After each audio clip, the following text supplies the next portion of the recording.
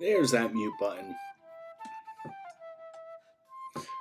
Welcome to a Tutorial Tuesday. I haven't done this in a little while. It's been a few weeks. Last week I was pretty exhausted coming back from Animazement. Uh, uh, 2 weeks ago I was getting ready for Animazement. So it's been a little while since we've done a Tutorial Tuesday.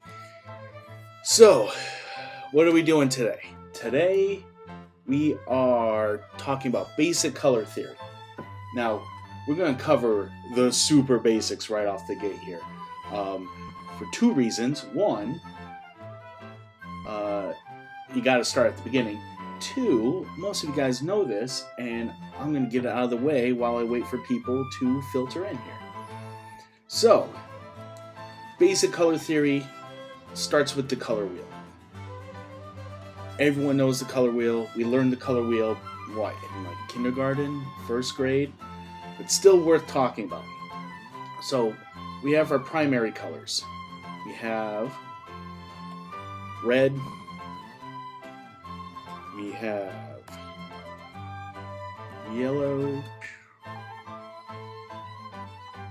We have blue.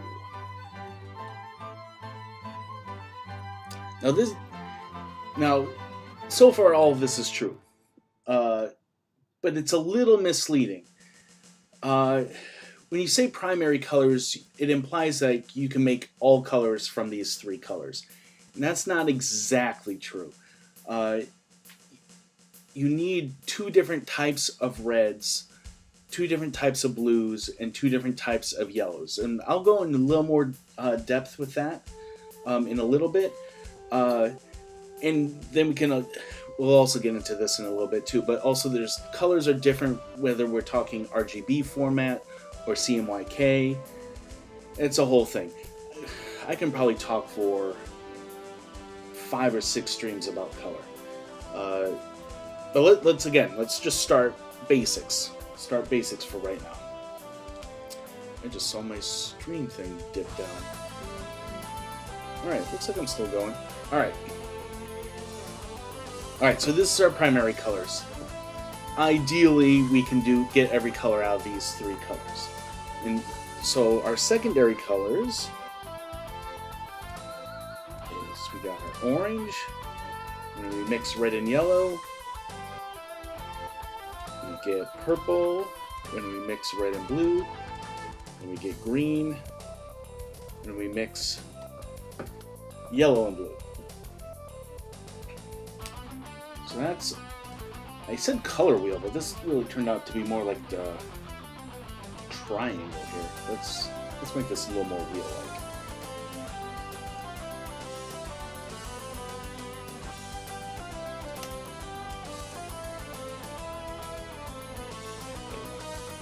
Not perfect, but it gets the job done.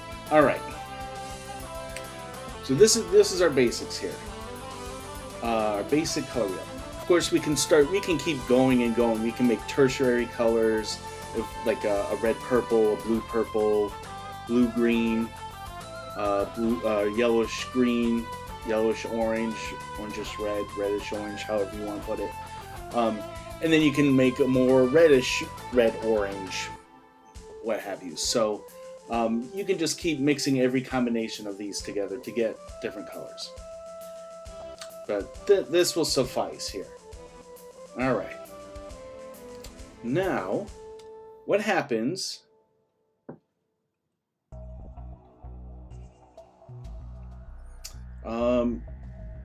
so let's start talking about mixing colors together. We already kind of started talking about that, like mixing red and blue, we get our purple. Red and yellow get green, yellow and red make orange. But in previous streams, you might have heard me say how black and white aren't colors. And in color theory, they're not really colors. They remove color. So let's have a block of red here.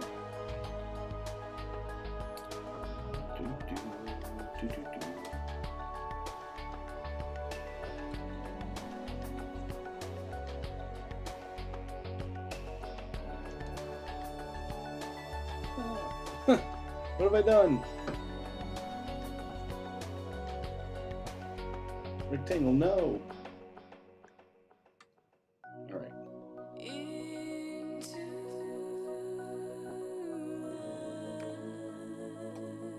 Alright. That got weird for a sec.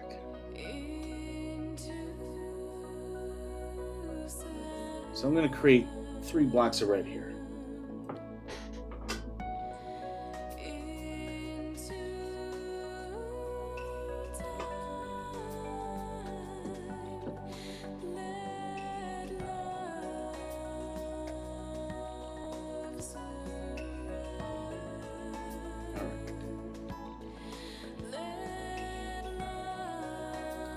So if we mix red with white, we have what's called a tint. I'm just, wow. There we go. Now, the funny thing is, I've heard tint used every which way, but the right way. Like when you get your windows tinted on your car, your car windows get darker. You're not adding white to it, you're adding black. We'll talk about, well, since we just mentioned it, so if you add black to a color, you're adding a shade.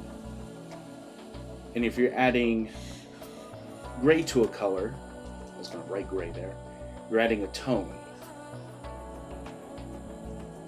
So, that all said, let's just create a little bit of a gradient here, just so we can kind of visualize here.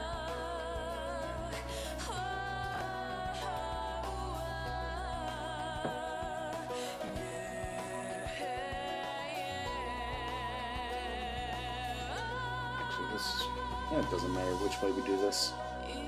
Let's do it this way.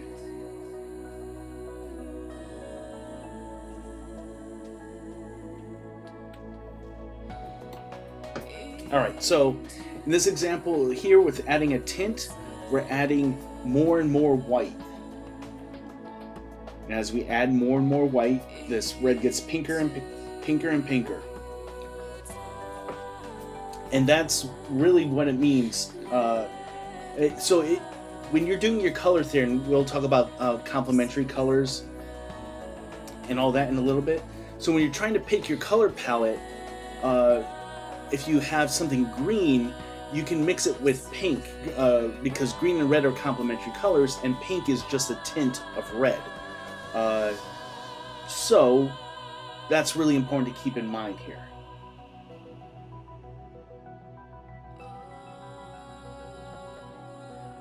So, since that's in mind, alright, you want to make sure we're on the right box. Alright. So shade, like I mentioned, is when you add black to a color. Oh, I should mention too. Hey, Sideways, how are you? Been having a good day so far?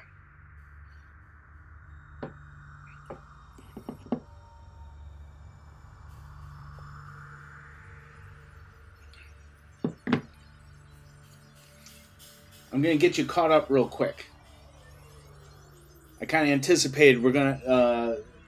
I never have a large crowd when we start, so I started with the absolute basics: your basic color wheel, your primary colors, secondary colors. So now we're talking about mixing in the colors. So we're mixing. Obviously, when you mix red and blue, you get purple, and blue and yellow, you get green, and yellow and red, you get orange. But now we're talking about mixing white in with it.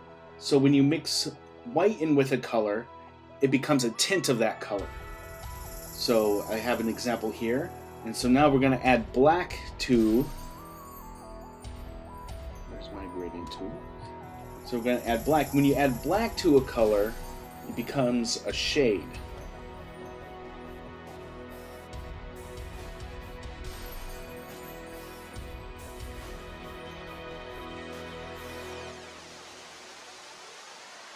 So if I took my eyedropper tool here and I picked this color, this kind of maroon red is a shade of red.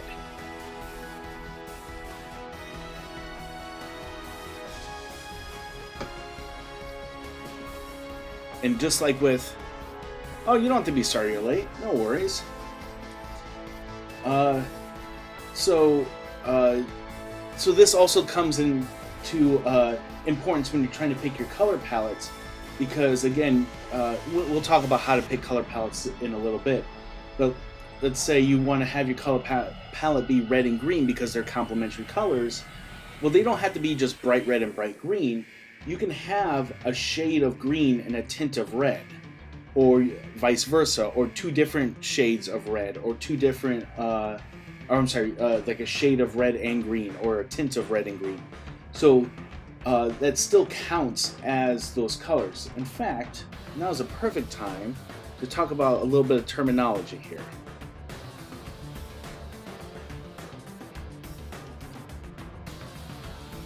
So,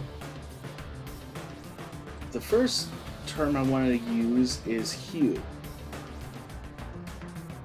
And hue literally means just the color. So the hue is red, green, purple, orange, blue, what have you. So next is saturation.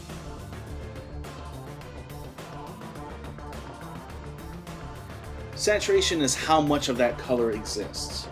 So, and saturation kind of ties into tint here. So the more white you mix into your color, the less saturated it's going to be. So a pink, we'll use pink as our example here. Pink is a hue of red with low saturation. Which is a high tint of red. Kind of similar ways to say the same thing.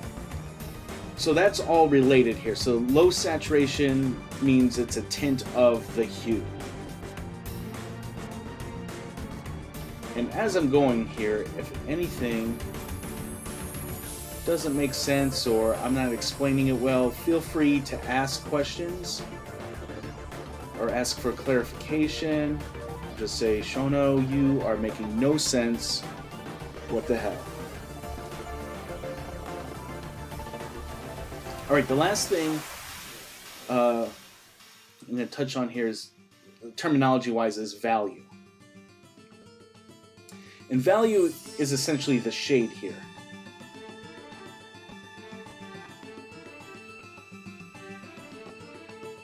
So if you have lower value, you have added more black to the piece. And so it's more of a shade of that color.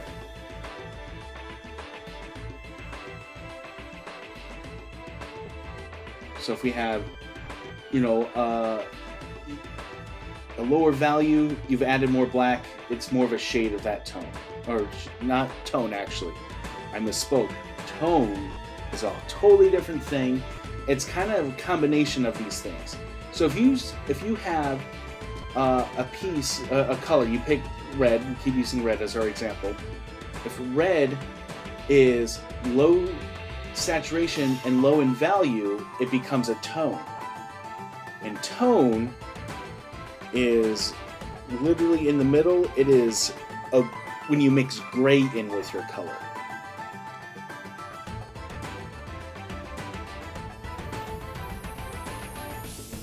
Last of this.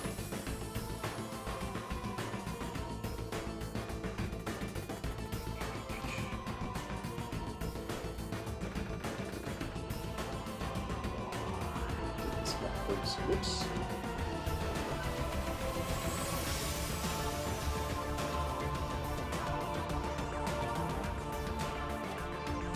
Now, I picked just a medium gray for this example. But that's the thing about mixing in gray is a mixture of black and white. So you can have a gray that's a little more on the darker side of black. You can have a gray that's a little bit more on the lighter side. there's not one gray, but if you're mixing gray in, or let's just call it what it is, you're mixing black and white into your color,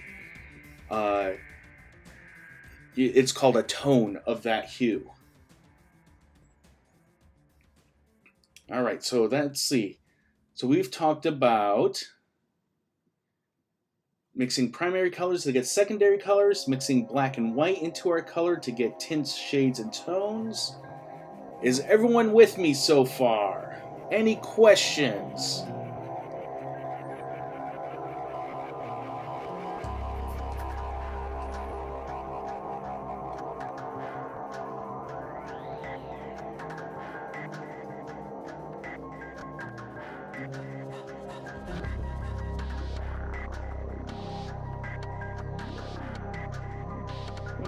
That's fine. No biggie.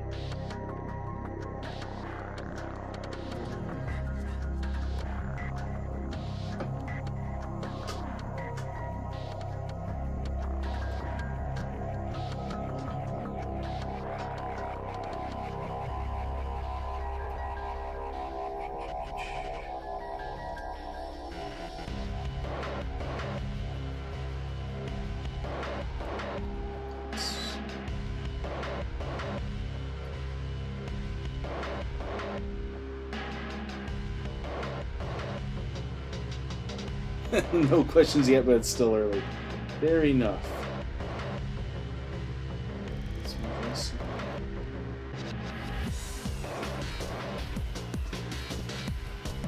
You know what? Let's just...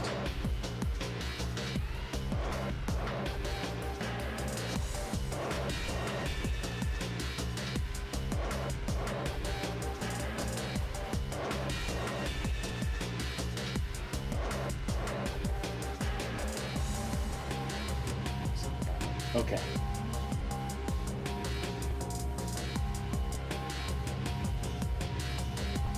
So we talked about mixing black and white in here. So what happens when we mix colors with each other? There's a couple different ways we can do that.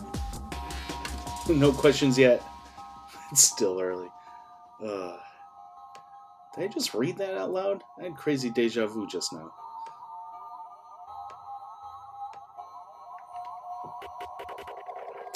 All right. So now we're mixing colors. This is where we start getting into the nitty-gritty here. Because that's really what it's all about, right? When we're digitally painting, or real-life painting for that matter, we're mixing colors together. So there's... I don't know how to phrase this correctly or accurately. Because I feel like there's not just two ways, but we're going to talk about two major ways you mix colors. You either mix analogous colors or complementary colors. I feel like that's too restrictive. I feel like that doesn't really... It's not accurate enough. We're going to go with it for now. Oh man. Who wants to take bets if I'm going to spell this right? Analogous...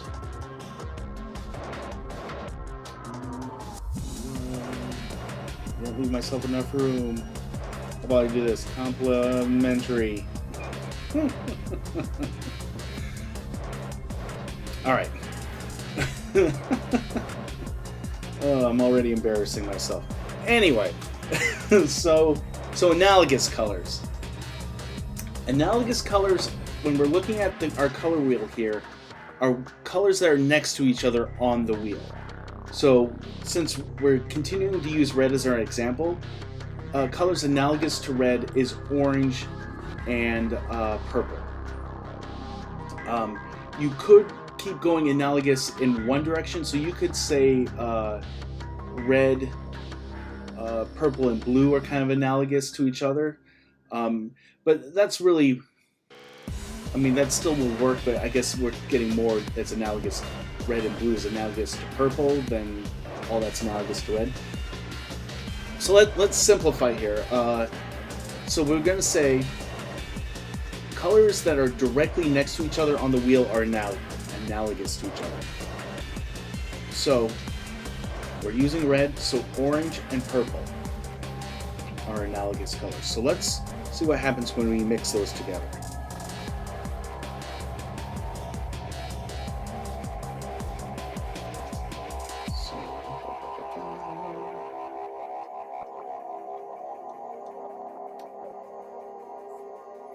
So to do this right, using the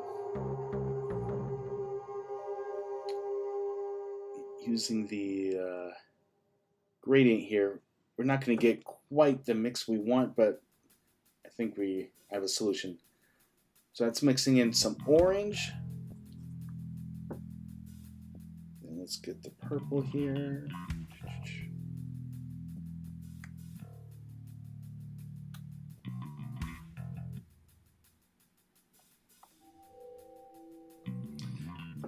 The way the gradient works, it kind of just colors over the colors, so I'm just going to bring down the opacity here so they mix a little bit better.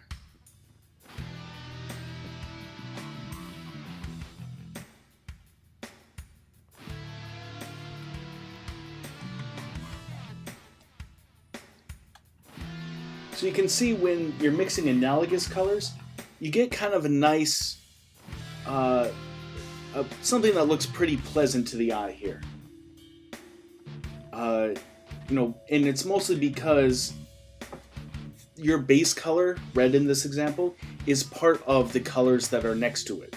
Red is part of orange, red is part of purple. So they mix really, really pretty well there. But what happens when you mix complementary colors? Let's find out.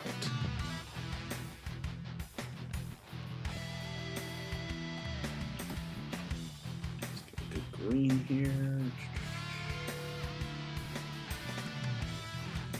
Gradient.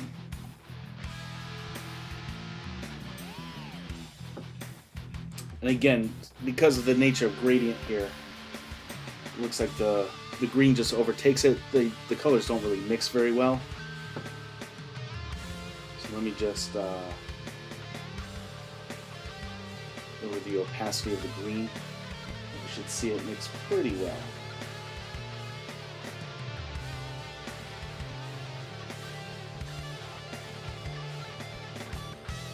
Not perfect. If we were dealing with paint, it would mix much more ugly, but this gets the point across well enough.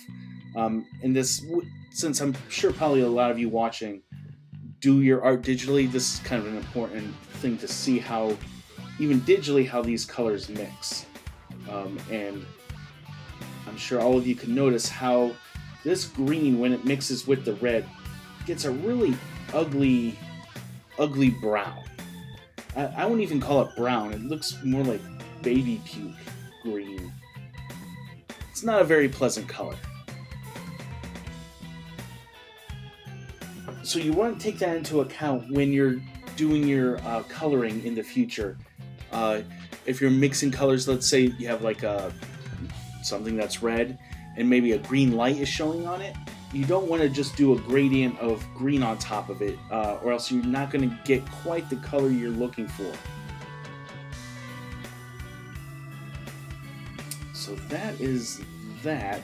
So let's see. Let's go through my checklist so far. We've talked about basic primary to secondary colors. We talked about mixing white into our colors, white into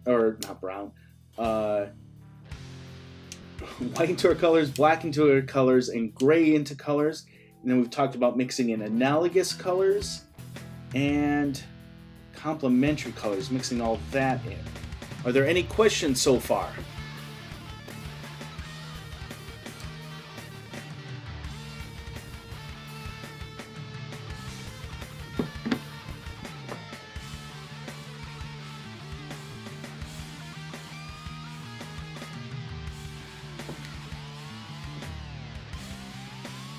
Hear yay or nay. Let me clean this up a little bit so I can start the next part.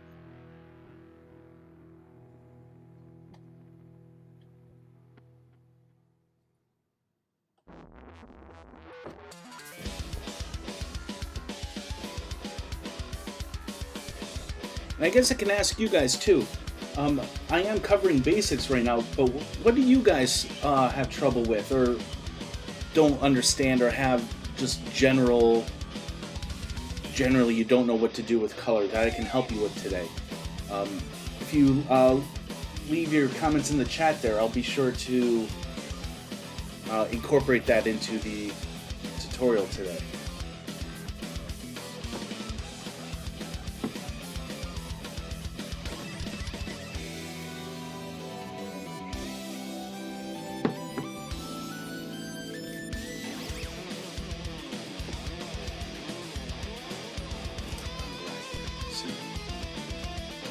Mixing, white and black, basic terminology. Oh, let's talk about how to pick a color palette here.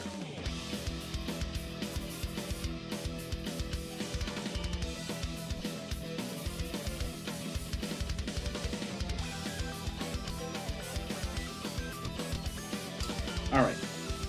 So this is probably the toughest thing for beginner color theory stuff.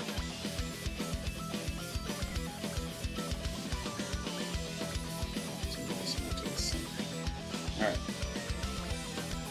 So picking the colors. How do you know that you've picked good colors? If you I don't know if you guys had this growing up or even today.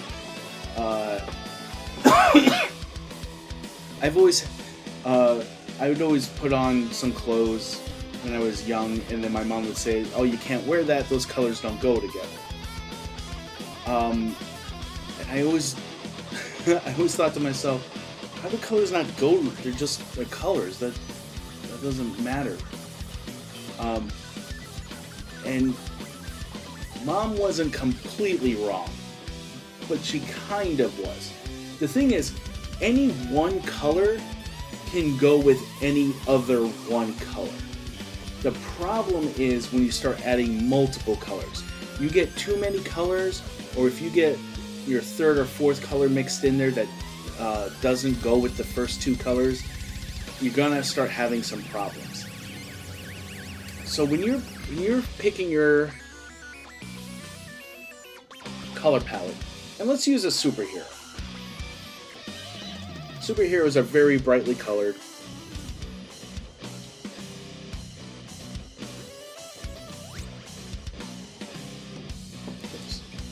So we're going to use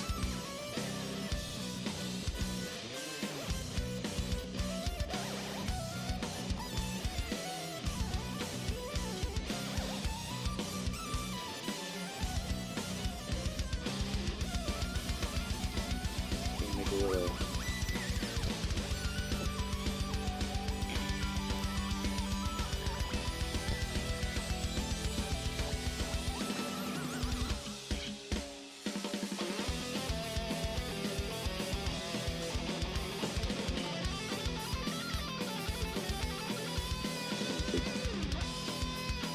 barrel superhero chest here.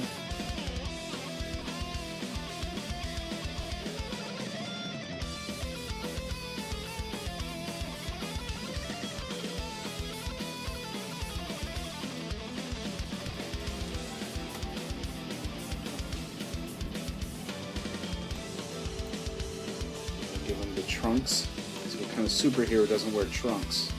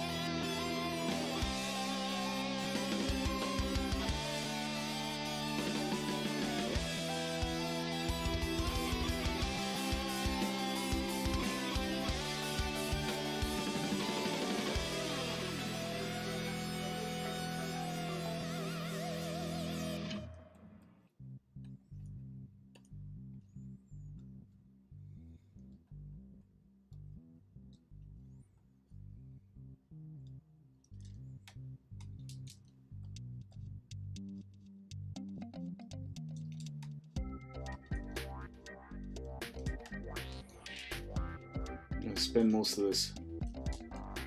this tutorial just drawing my character here, but that's fine. That's fine.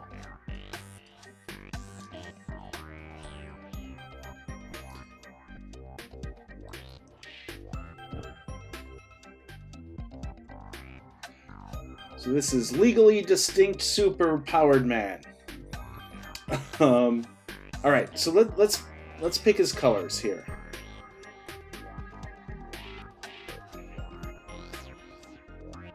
I do this all the time. It's fine. All right, so we got to pick our colors.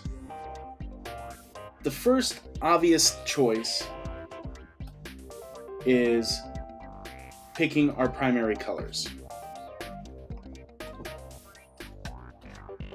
So we can have, and I guess I should say too, when you are picking your colors, you want to have your main color, whatever that color is, red, blue, orange, whatever, your secondary color, and I don't mean like secondary like, you know, orange, purple, and green are secondary colors. I mean the less dominant but still main color of your character. And then a tertiary color, kind of like what's going to be like the trim. You just see a little bit of that color. You don't see a lot of it. Now, you don't necessarily have to have 3 when you're kind of picking out your color palettes, but it's a good rule of thumb. So let's say this character was a Superman-like character here.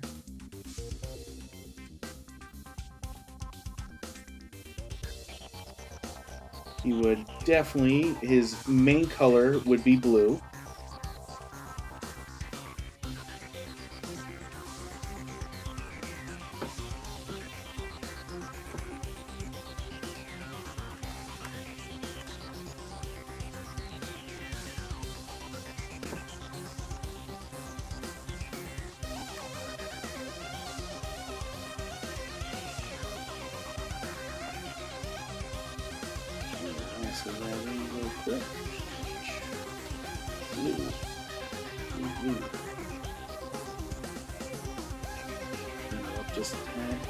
This will get faster as we go, because I can just lasso and paint bucket.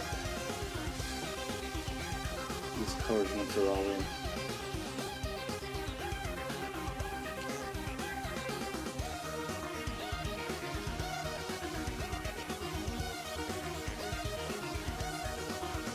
No. So again, if this is going to be like a Superman-like character. Blue is going to be his main color. His second color is going to be red. Now, Superman's costume is probably the most perfectly balanced superhero costume ever.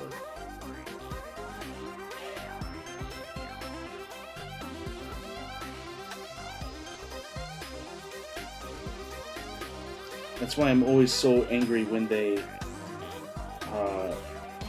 both in the New 52 and in the Superman movies, they removed his trunks.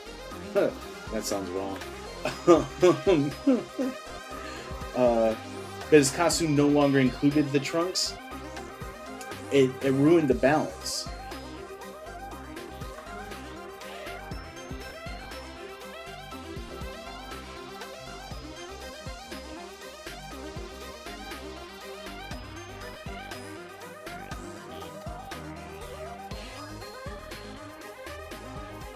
Again, we're using, for this first example, we're just using primary colors.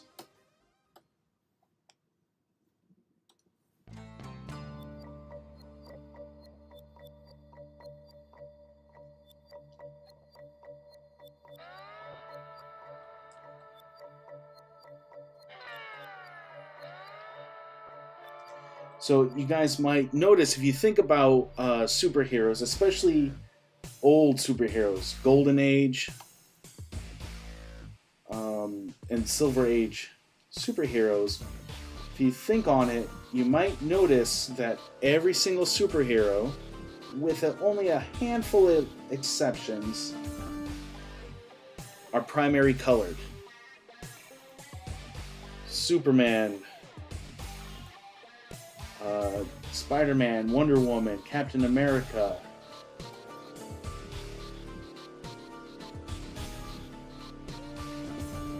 All of those characters are primary colors.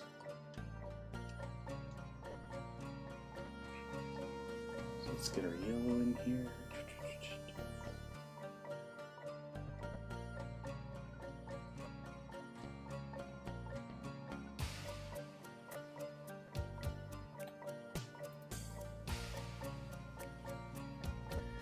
So yellow in this example is the tertiary color. You see it's very much there, obviously, but there's very little of it. You know, it's mostly blue, or I guess since his cape is really long, you might make the argument that it's mostly red. But I would say blue is his primary color, red would be his secondary, yellow would be his tertiary. And that would be a good color palette for this particular hero. So if primary colors is an acceptable color palette, then secondary colors must be. And you are right.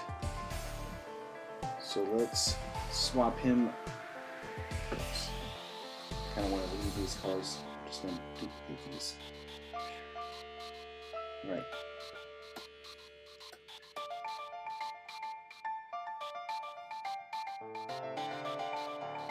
Let's manage trunks.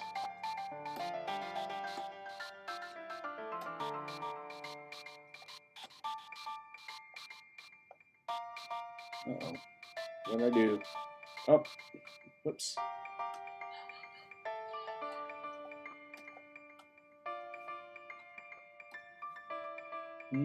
Actually, I don't like that. Let's change up. Let's make everything here.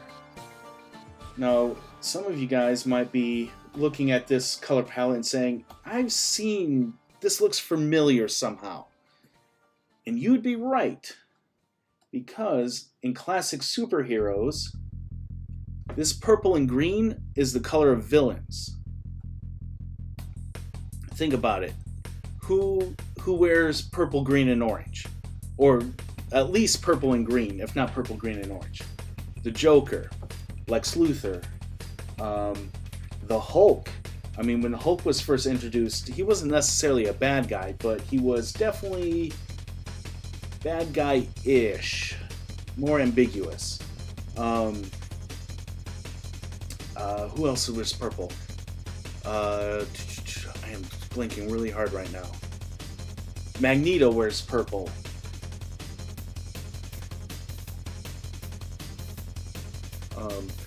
Even heroes, or people we know as heroes, who started off as villains, wear purple. Like Hawkeye, for instance. And Hawkeye was... Even though Hawkeye has never been evil, he was doing some bad things when he was first introduced. And his costume was purple. They just never changed it when he became a good guy. So, at least for superheroes, in the superhero world, secondary colors is usually analogous with the villains. So I feel like I should be writing these down. Do you guys want me to be writing this down for you guys, like over here, or should I just keep going? What do you think?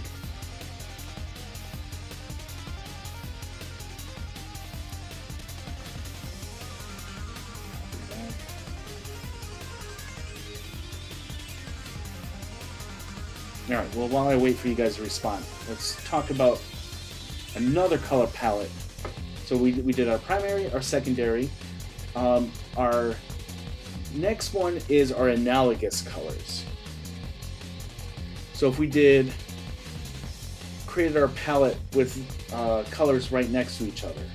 So So let's do... I'm a big fan of red. I like blue a lot too.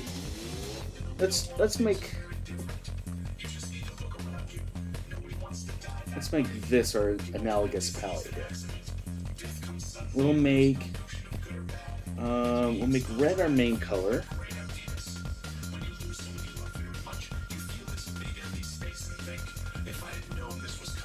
You're tracking okay? Good. Alright, so red is going to be our main color.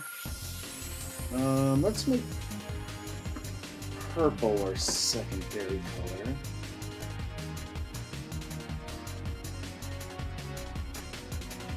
We'll make blue tertiary color.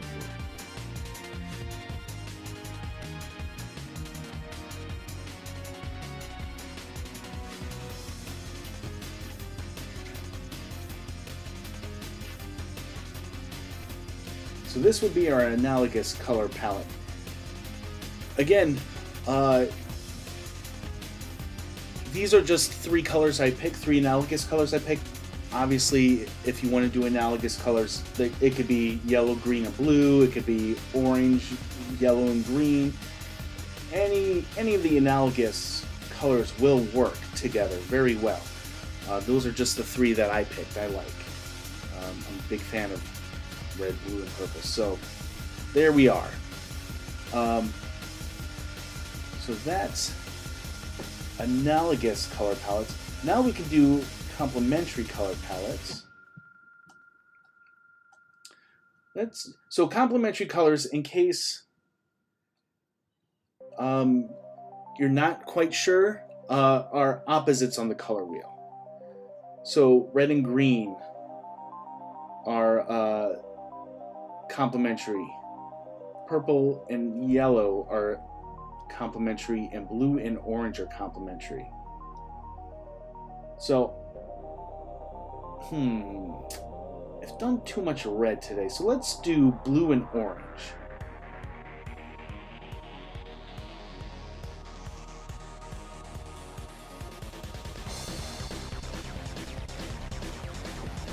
Let's give them an orange.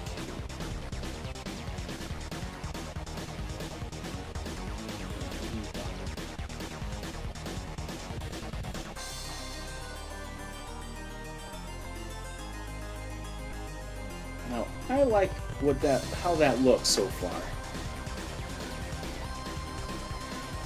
Oh, I'm glad you like that. Yeah, I like how analogous colors work too. All right, so we're doing complementary colors here. We got blue and orange, but you know, with complementary colors, there's really only two of them in there.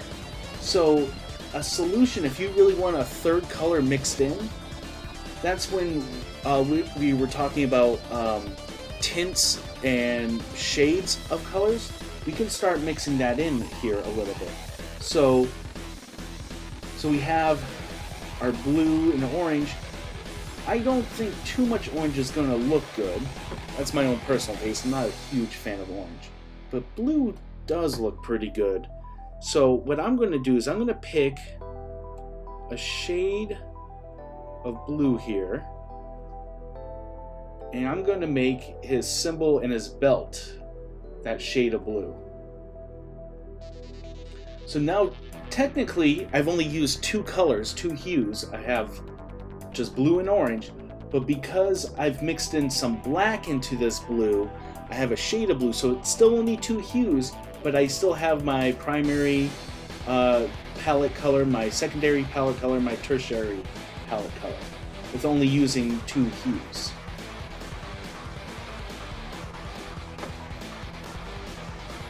So is everyone with me so far?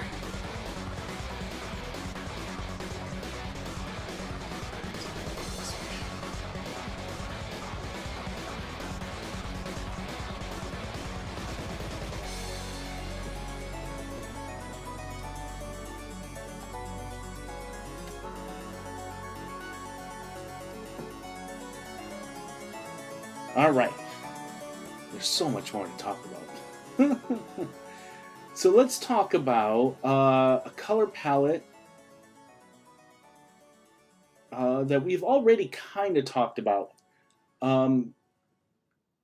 So that's kind of like a triangle piece on the color. Oh, actually, you know what? Let's take a step back. One often overlooked color palette is the monochromatic one. Now, often when you hear the word monochromatic, you think black and white. And you're not wrong. Black and white is monochromatic. But chromatic just means color. So you can have monochromatic yellow here. Yellow's a little bright. Let's do green. So again, we're going to tie that back into having the shades and tints of a hue. So I'm going to just have a maximum saturated green here. And I'm going to create a shade of that green. And make that the cape. Make that my secondary color here.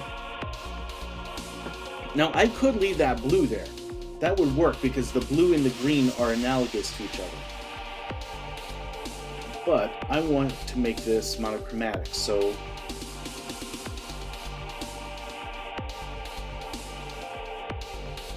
I'm going to make a tint of that green my third color. It's tinty enough. There we go.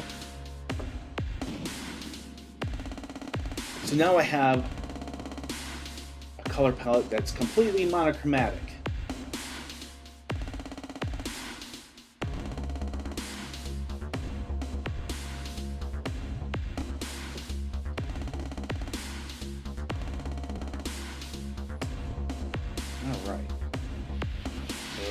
So we've done primary colors, secondary colors, analogous colors, complementary colors, and monochromatic colors.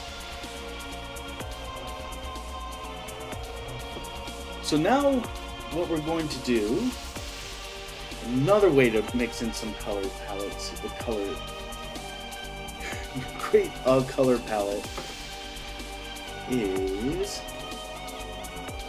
by creating, kind of mixing and matching here, kind of what we've already done.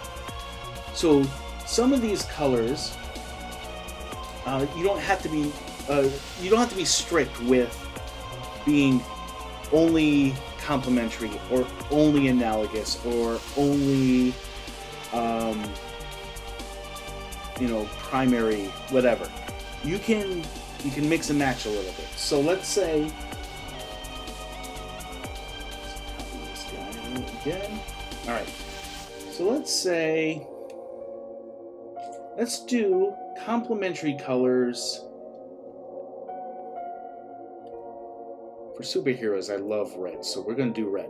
We're going to make red our primary color here, our primary palette color.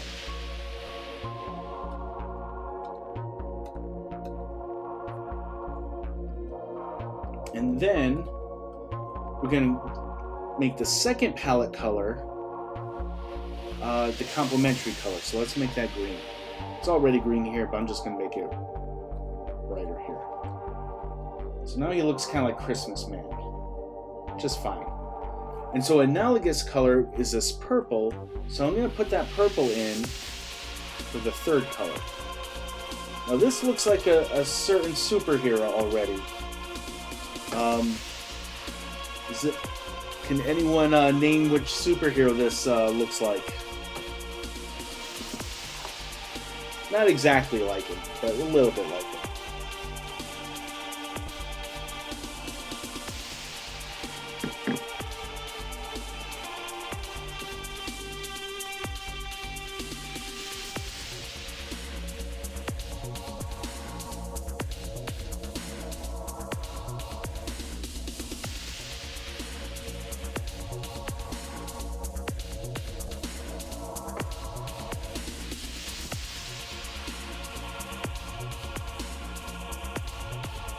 Yep, you got it. Green Lantern. Good old Alan Scott. Of course, it's not perfect like his color palette, because of course he had the Green Lantern symbol on his chest, and his cape was purple on the inside and green on the outside. Or do I have that reversed? I'm a little, can't remember now. I think it's purple on the inside and green on the outside. But yeah, so a classic Golden Age hero used that color palette.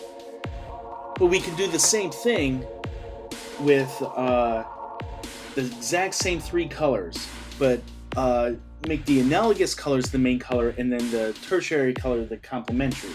So let's start with purple here. Let's make purple our main color.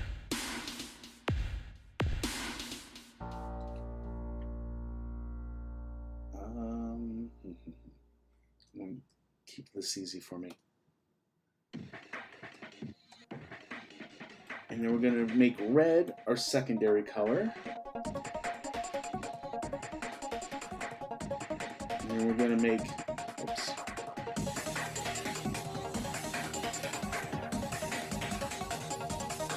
And we're going to make the complementary color the tertiary color.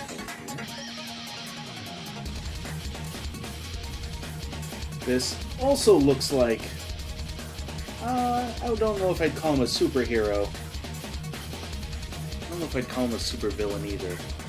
Antagonist, definitely, though.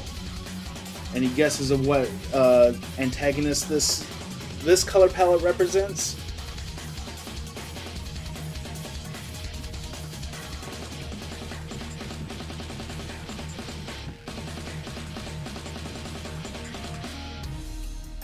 So, if you haven't noticed by now, superhero costumes are actually a really good way to study color palettes because they're so brightly colored and usually so many different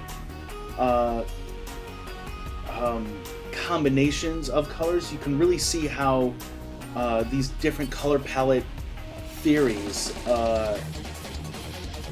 can be applied. So I think superheroes are really fantastic for that. Oh, you're blanking on this one? It's Bizarro!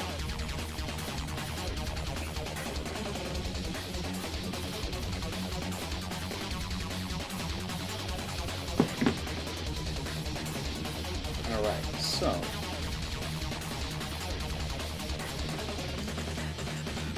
let's see. I'm trying to go through my mental checklist here.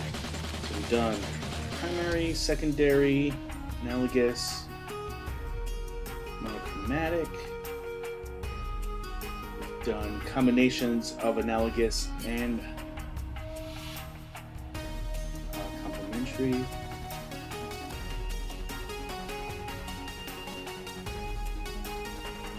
Now you could do. You failed. You didn't fail. This one is. This one's a little more obscure.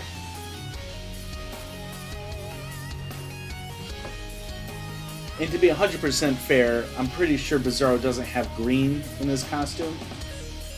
I think it's just a purple-esque, maybe? I'd have to look up a picture. I don't think he has green in his costume, so this isn't a perfect Bizarro color palette, but it's pretty close.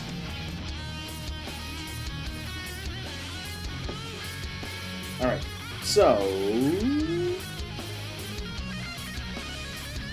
I should say, the way that these color palettes have been working, the analogous with complementary, we've been kind of having these kind of triangles made.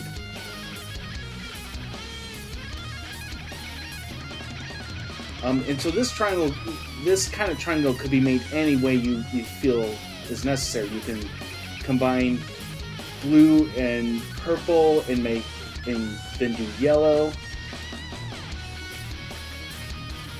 or you can do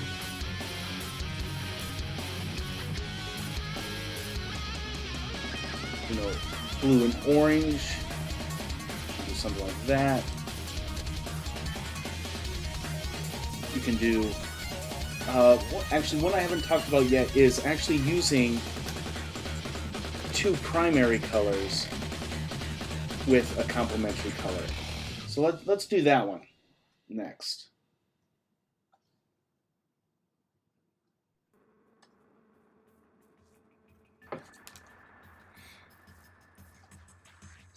Alright, so what do I want to start off with? Let's do yellow.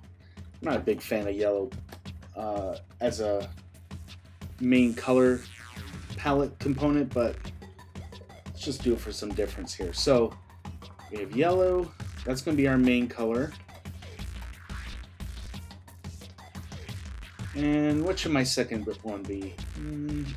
Let's do blue.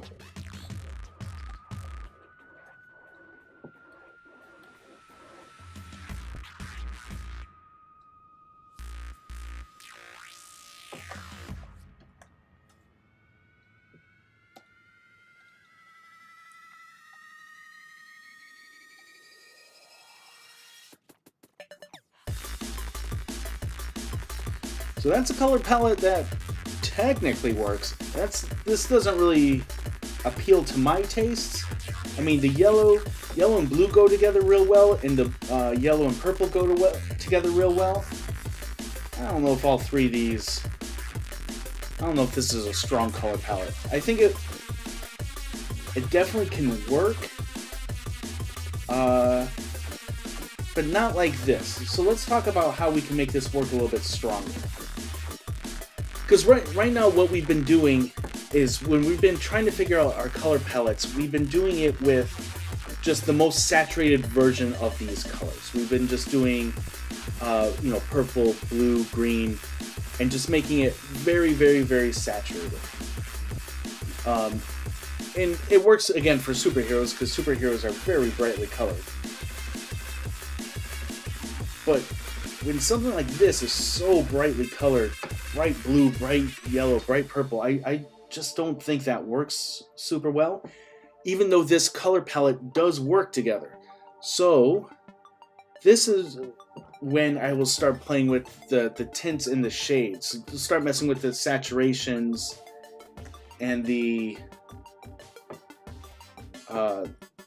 saturation and the value. So I'm going to lower the value here.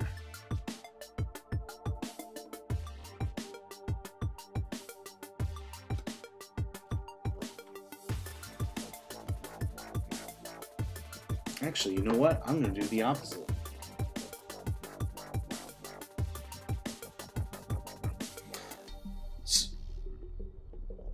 Change the value. The value is adding black to the color. So actually, I'm not going to change the value of the yellow. I'm going to change the value of the blue here.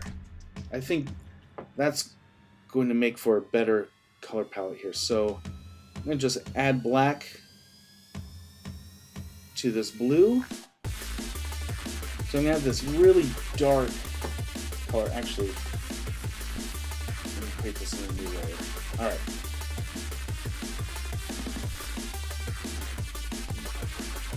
Now that alone, I think, looks way, way, way better. But let's push it a little bit further.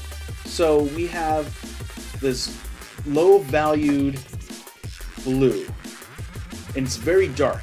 Now yellow by itself is very bright, and it's just kind of naturally how it looks.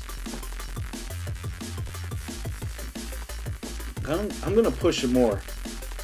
I'm going to lower the saturation here, so we're getting close to white.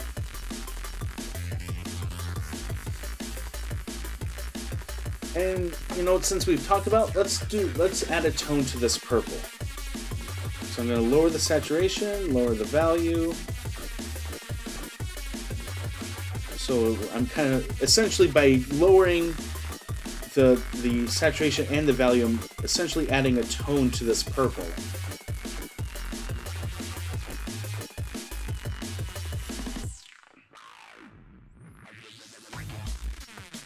So I think that looks way, way, way better. And so technically the color palette is exactly the same. It's still yellow, blue, and purple. But because I've adjusted the value and the saturation of these colors, I made something that looked a little bit more visually appealing, at least to my eyes. Color is relative, and what people find enjoyable does depend person to person. But for me, this looks much better than this. even though the palette is practically the same, as far as hue goes, that is.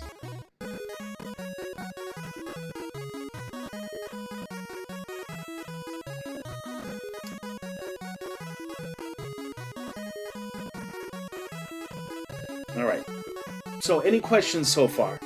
We've been at this for about an hour now. So I guess now is a good time, as always is, to be shameless in my self-promoting and say, hey guys, you know, follow, if you like my tutorials, if you like my art, like my content, give me a follow. Why not subscribe? You can cheer me on in the chat. You can donate down below.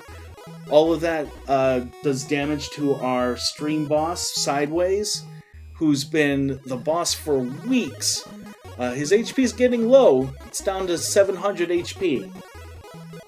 So it'll just take a couple subscribers, a few followers to bring him down. And if you bring him down, you become the new boss. And then you're the boss of the stream. Alright, I guess that shameless self-promoting's over. Alright, so let's get back to this. Excuse me. So, we talked about different... Bring it. Sideways is challenging you guys.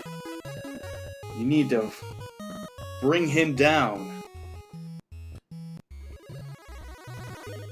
Alright, I feel like I'm forgetting a... Oh, okay. I was forgetting. So I'm going to talk about two different kinds of palettes next. One more that works and one that doesn't really work. So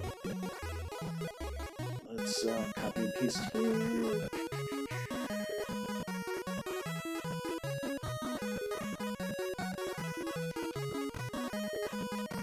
Okay, so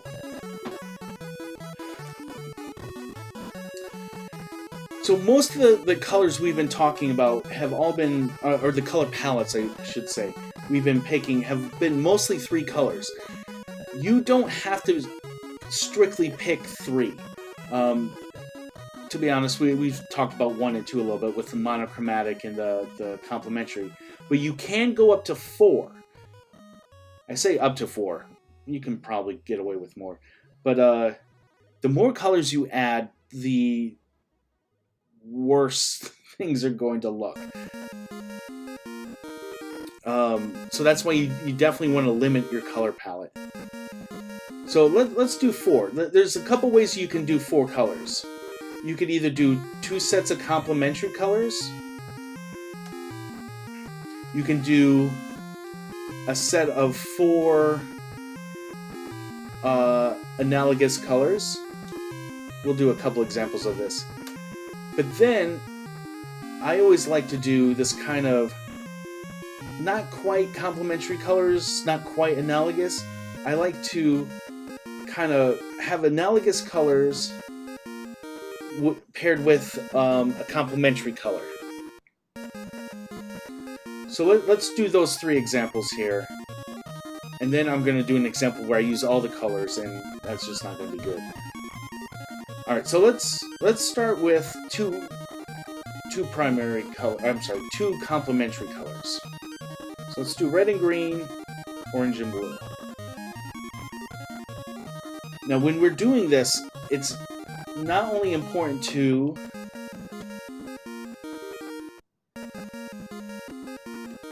have those colors, but also be picky where you put them, because how they're arranged on your subject is important. So we're gonna have 1 set of complementary colors be the 2 primary colors, and then I'm gonna have 2 sets of secondary colors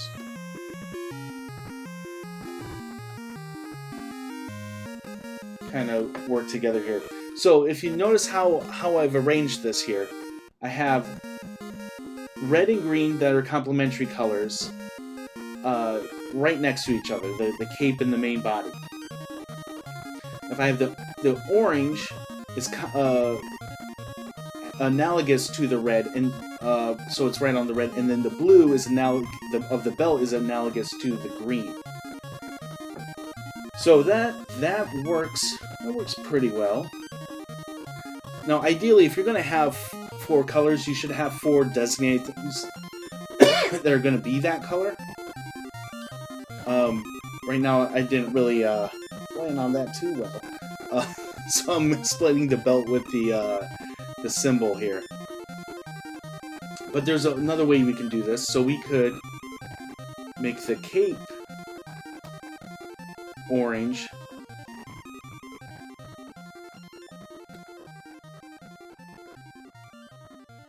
And the symbol green. So, and keep the belt blue. Or, you know, actually, let's, just for difference. Actually, this is a good example of not a good way to put this together. So the red and orange, analogous, great, that works together. The red and blue, primary colors, that works okay. Red and green, primary, I'm sorry, complementary.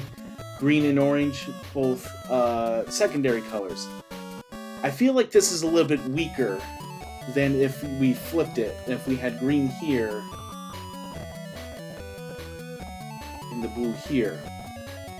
And the main reason that is because the red and green are complementary here, and then the blue and orange are complementary, and I feel that it's subtle, but I feel like it's a little bit stronger way to arrange those colors. And of course, when we're dealing with 4 colors, there's probably an infinite number of ways we can make the main bodysuit red with the, green, and so on and so forth. But I think you guys get the point there.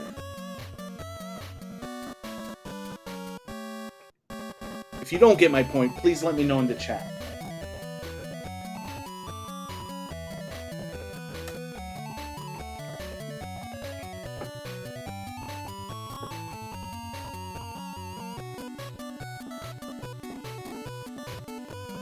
So let's do a set of 4 analogous colors.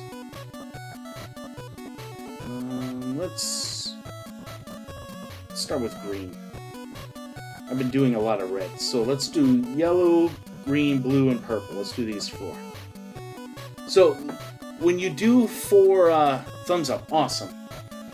So when we do 4 colors around the color wheel, you're going to get at least one set of complementary colors.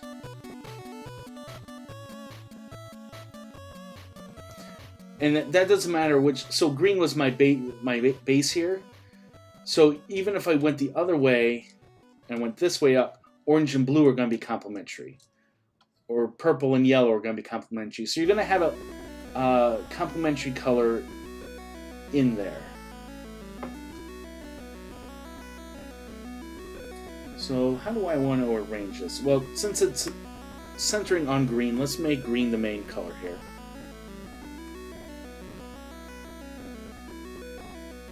And I like blue, so let's make blue the major secondary color. So yellow, it makes up... I'm sorry, green is made up of yellow and blue, so let's put that right in the middle here. And then purple. It's complementary there. So, for the most part, that works. I think if I was seriously designing this, I'd probably mess with the hue, with the saturation and value a little bit. But for the most part, that works.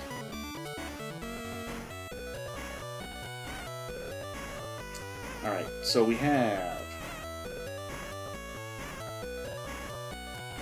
So, as I was saying, when you do all analogous here, you're eventually going to get a complementary color. But you could do this a little bit differently, where you pick 3 analogous colors and then the opposite primary color. Let's do on blue here. So we'll do blue, purple, and green with an orange at the opposite here. Now the real question is, do I want the main secondary color to be analogous to blue or complementary to blue? I'm going to say analogous. So I'm going to make the cape purple here. I'm going to make the main body blue. I'm going to make his symbol orange and his belt green. But I think by now you guys might be starting to get or see the problem here. And that's once we start adding a lot of colors, it's starting to get a little bit ugly.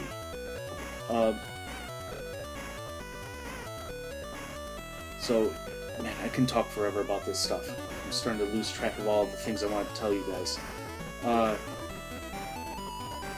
So let's do one more example of a color palette that works, and then I'll show you, we'll call him Rainbow Man, because it'll be all the colors.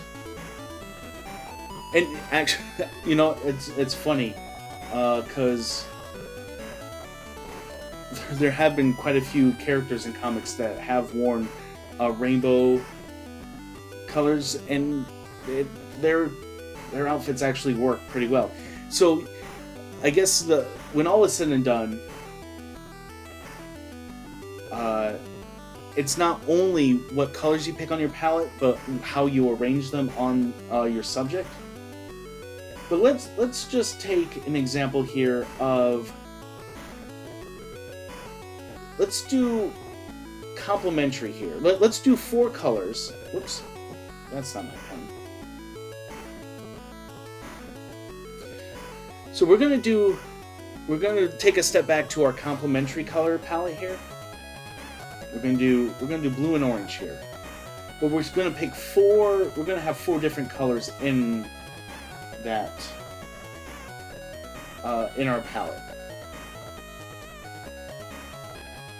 So the way we're gonna do this is we'll stick with blue here, and then I'm gonna lower the value. Actually, for you guys, it's probably easier if you see this. So I'm going to lower the value here. Yeah, we'll just keep the value lower. And make that our second color, a lower value of the same hue. And then our complementary color is orange. So I could leave this orange here. I'm actually going to lower the saturation here. And then for the second color, lower the value.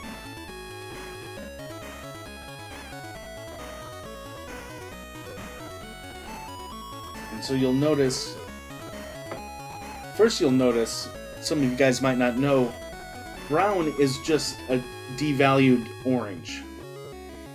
A lot of people consider brown its own color, and you can make brown by mixing complementary colors together. But when all is said and done, you can make a brown just by mixing in some black with an orange. You get a much more solid brown that way, at least in my opinion. All right, so here's an example of using just the complementary color palette, but by using 2 different values and saturations to create a 4-color palette for your character.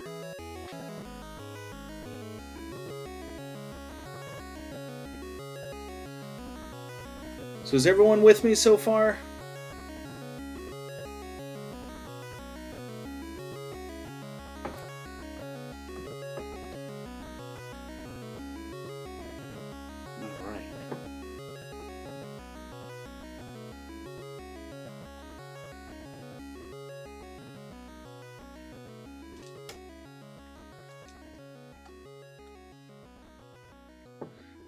Alright, so I'm going to show you a poor way to have every color on here. Just as a point of contention here. So let's see. So I'm going to try to fit in every color I can, but I'm not going to put them together in an analogous way or even a complementary way, or at least do my best to do that. Because like I said, it's not only it's not only how what colors you choose, but how you put them next to each other. You can have a color palette that's pretty solid in its own right, but the way you put the colors next to each other, they might fight against each other. That's why some of the superheroes that have rainbow colors are their costumes still work. It's because of how the colors are arranged on the character. Alright, so let's do red for the cape here.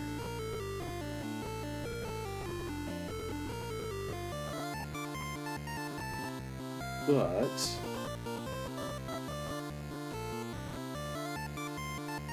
I'm gonna make his trunks here a different color.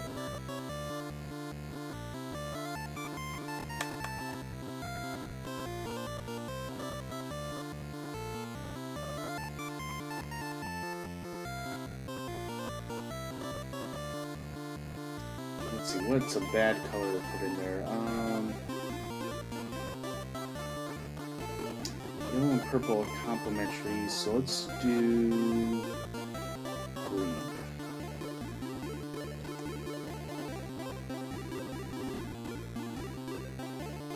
Oops.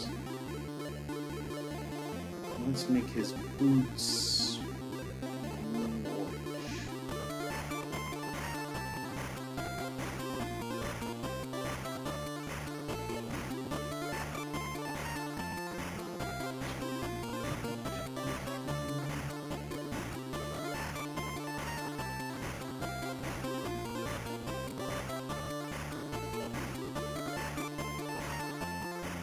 orange. Let's see.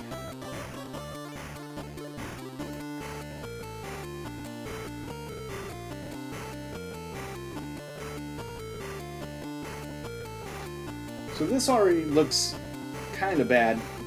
Let's keep pushing it to be even worse.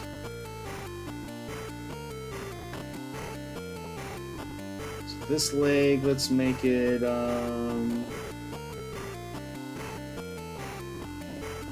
make it a version of purple here. Do we even have any blue yet? Oh, we don't have any blue.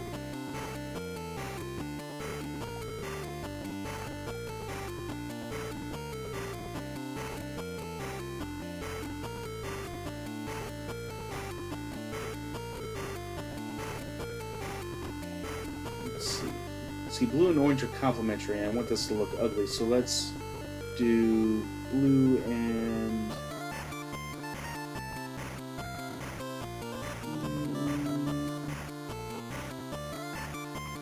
purple. Let's make red there.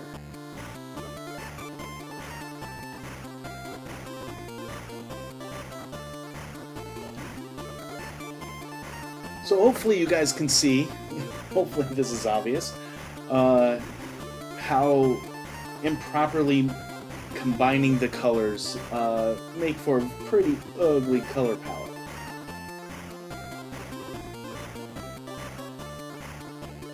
Alright. So let's see, we've been at this for about 90 minutes. What kind of questions do you have for me? Like, where do you struggle when it comes to color? Because I covered, like, the absolute basics of, like, you know, tints and complementary colors and how to pick a color palette. Uh, this is all, again, basic stuff. And of course, if you don't know any of this, it doesn't matter if how old you are. If you've never learned this, this is all good information to have. But I don't know what troubles you guys are having. So in the chat, if you want to let me know what you have problems with when coloring, I can spend this next half hour addressing those problems and or questions.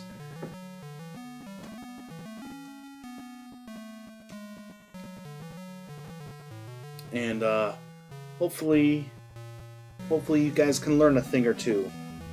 Hopefully, first of all, I hope this first half was helpful for you.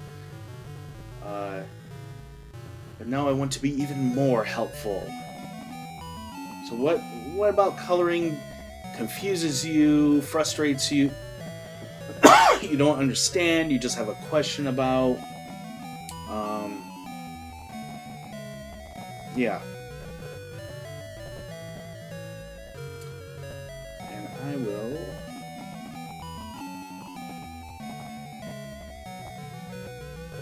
kind of make my screen dance while I wait for you guys.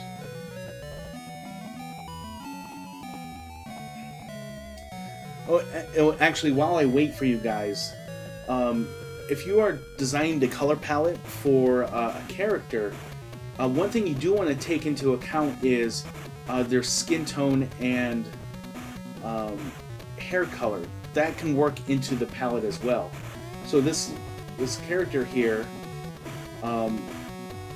you know, I used variations of blues and oranges. So since orange, as I was saying, brown is a version of orange, I can give him, for this costume color palette, giving him a really tan skin color would work really well.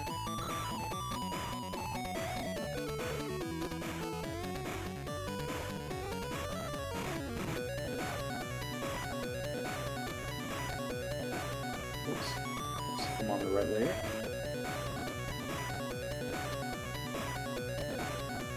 And then I could probably, if I wanted to keep that color palette going, just give him an even darker brown hair here.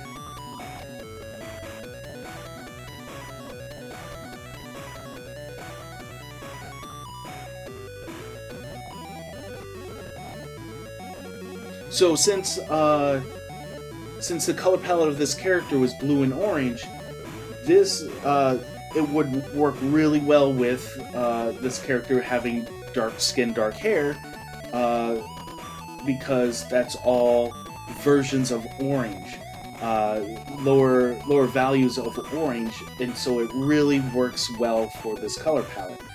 So take that into account when you are designing your characters. And I'm not even, it doesn't even have to be like human color skin. Like if your character has green skin, blue skin, you know, wild orange and green hair, all of that you want to take into account too when you're choosing your color palette for your characters. I've been focusing a lot on characters, but this applies for everything you want to color, not just characters. All right, we got a question here. Let's see. Picking color palette has always been difficult for me. Really inexperienced in coloring. This tutorial has been really informative. Good, I'm glad. Is there anything that I haven't covered sideways that you would like me to talk more about, go more in depth about? If I haven't really talked about in the detail you require or wish I would. Or anyone watching, really. It doesn't just have to be sideways.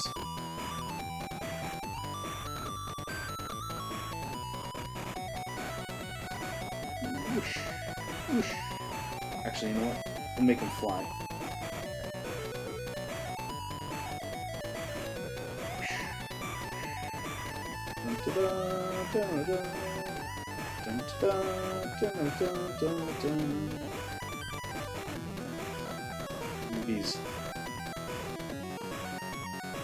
Maybe he's just got punched by a bad guy, so he's falling.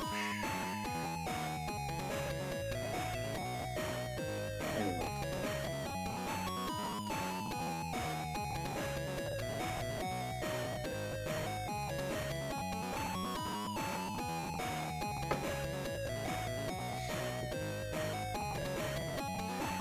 Can extreme differences in value work? Is it okay to use them? Yeah, absolutely. So let's use, since I'm using this one as a monochromatic example, let's use really extreme values here. So we've already kind of started that here, but let's darken up this cape a little bit. Let's really lower the value of it.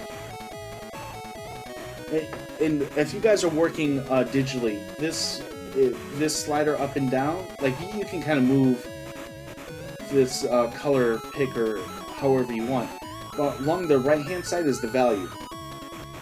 So as you lower it, you lower the value. Left to right is your saturation. So as you go to the left, the saturation goes down. To the right, the saturation goes up. And everywhere in between are tones. It's different versions of different amounts of gray added to that color, or to that hue. So let's really lower the value quite a bit. Don't want to go too low. I don't want it to look black on the screen. But we have this really deep navy blue here. And then we're gonna, now the value is already very high on this. So strictly speaking, we already have extremes in value. The value is highest in the light blue, and well, if I go any lower for the dark blue, it's just going to turn black. So this is very, very low value blue. But I can go even further if I want to take even more color out here for this blue. If I keep the value high, but I really lower the saturation, so you have this kind of like baby sky blue with this like navy deep blue. So it's the same color, but it's the same, very extreme in both value and saturation. And you, at least I think this works quite well. I mean, we could even take it a little bit further too. You can keep the saturation, or for the cape here. I don't think we're going to see a huge difference, but so the saturation is max, but the value is pretty low. We can even lower the saturation here. Now, of course, because we're lowering the saturation and the value, we're adding a lot of a tone, so it's going to get grayer. The more gray you add, the grayer your color is going to look. So, but that being said, this still works. It's a tone, a low saturation, low value of blue, with a high value, low saturation of that exact same hue of blue, and that works. I think that works pretty well. So I hope that answers your question. I lost my music. I gotta turn my music up.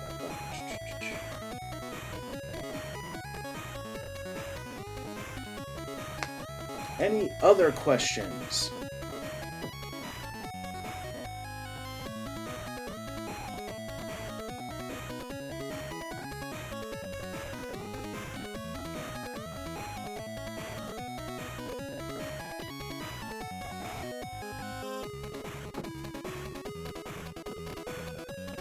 Good, I'm glad that helped.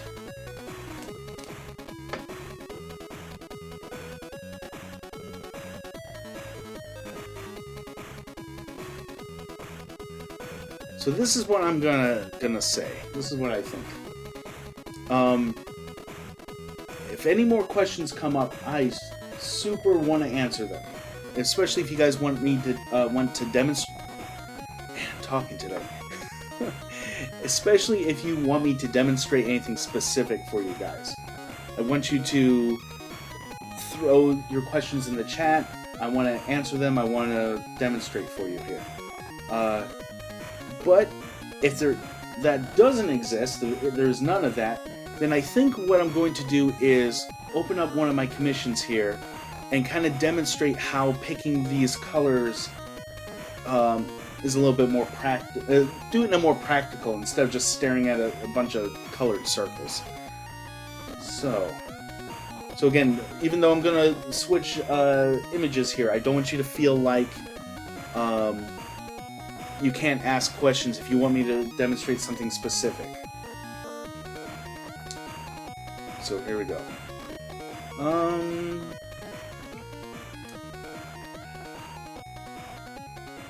This is a good illustration, but I don't think this is going to demonstrate what I want. This would be better. Alright, so with this commission piece I'm working on, you'll notice the background color palette is all sorts of greens. Let's get these guys out of the foreground here. So when you look at my background here, it's not all one green, but it's all different values and saturations of green. Even some different hues of green, like you have kind of a bluish green hue over here, more of a yellowish green hue over here, a brownish green. I don't even know what kind of hue. Maybe more of a yellow. It's closer to the yellow side of things, a yellowish hue. So that's the palette I picked for the background.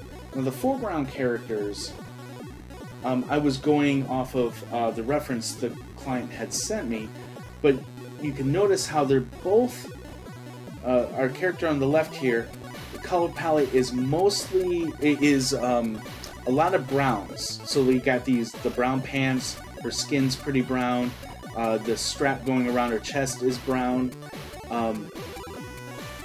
and as we were saying, brown is a version of orange. And we have the complementary colors to that. We have the blue in the energy and around her hand. We have the blue bands, I don't know what that's called, borders around the sleeves and the neck. Even the shirt, even though her shirt technically is white, you never want to just use plain white when you're coloring things.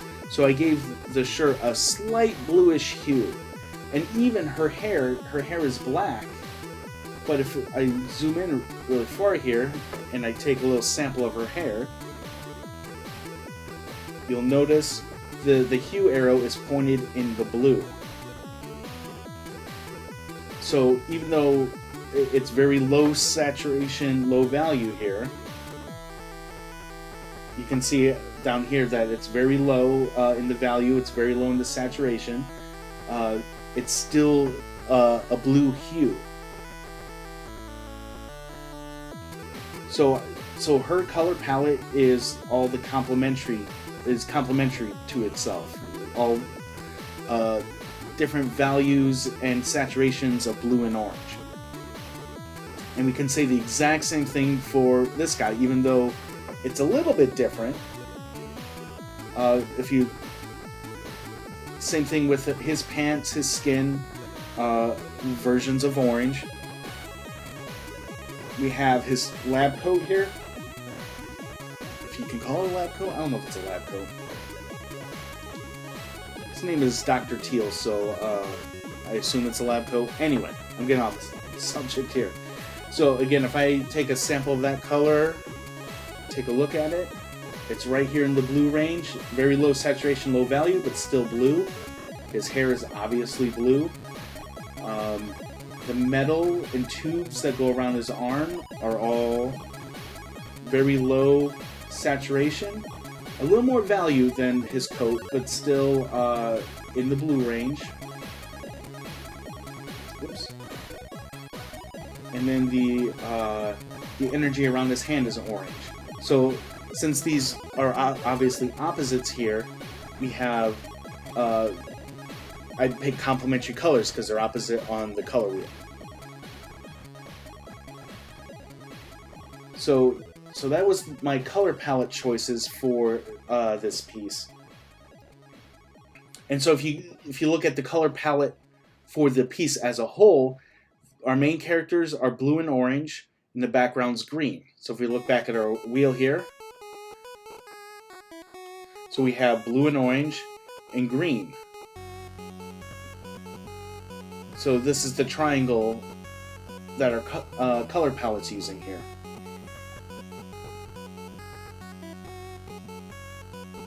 Nice abs on Dr. Teal. Thanks. So yeah, so for this particular piece, this is the color palette I'm working with.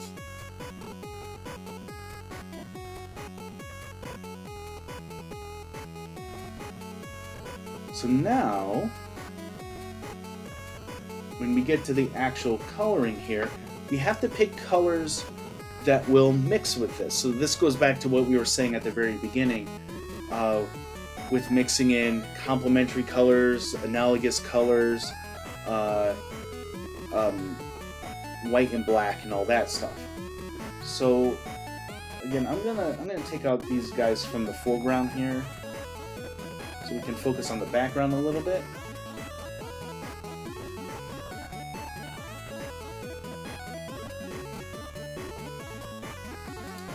So let's do this little containment thing, whatever you'd call this.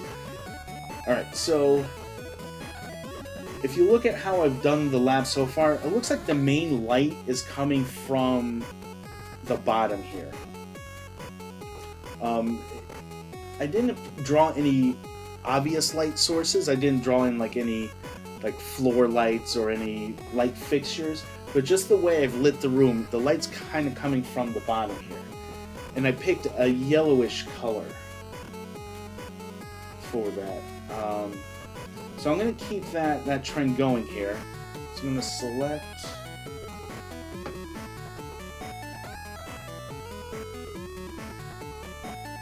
this. So now, since all the background is all different kinds of greens, for the lighting, I'm going to pick an analogous color. I'm going to pick a yellow here.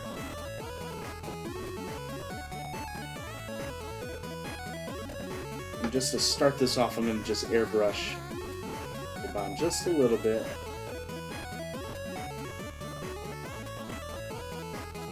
Now I'm going to do a shadow color.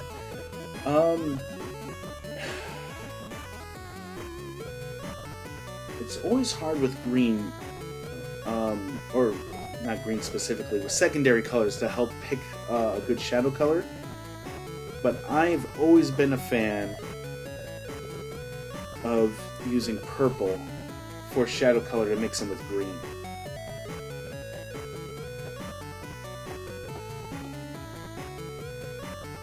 So I'm going to put some purple there, mix that in. Pretty good so far.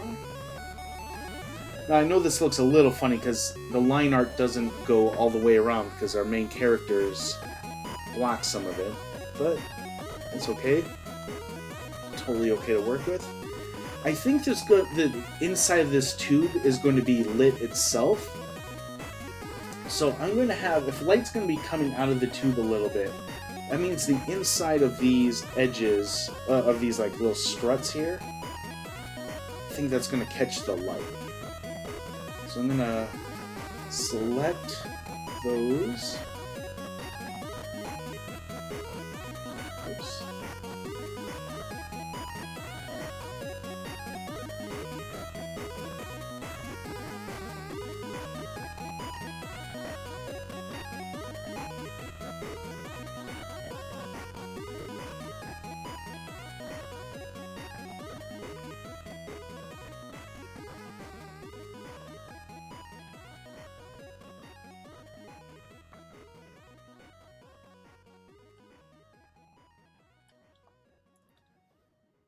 Alright.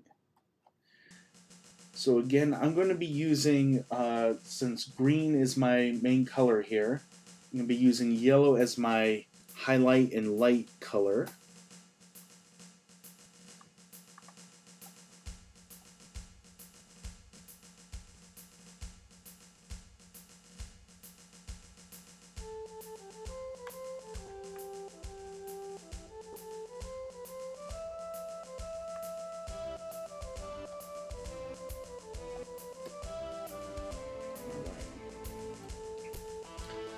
So I feel like the light, well, it might be more dramatic if the light comes from the bottom.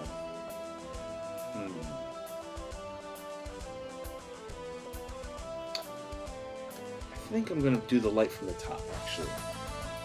Maybe from the middle? It's a good question. Let's do both. Let's see what happens.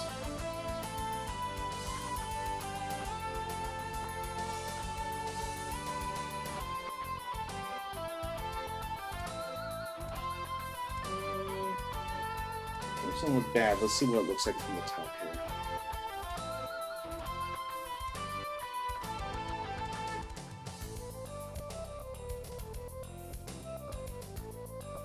I think from the top. I think that's what we're going to do here. I'll make for good contrast here.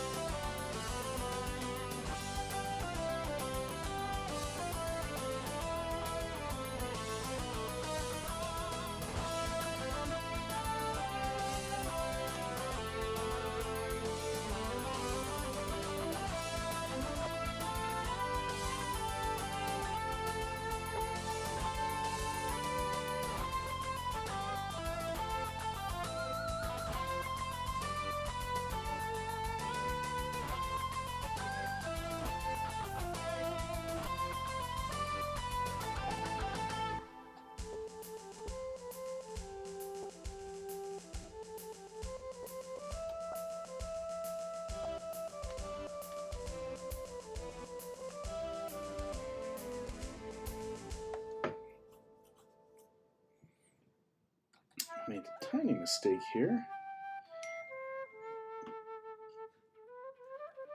So my tiny mistake is I didn't take into account the lighting here.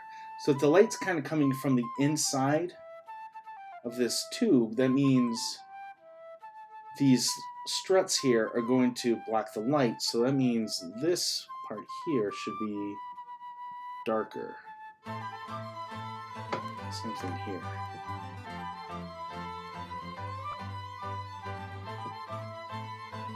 I'm not going to worry about this part because it's going to get blocked by our foreground. Switch over to our shadow color.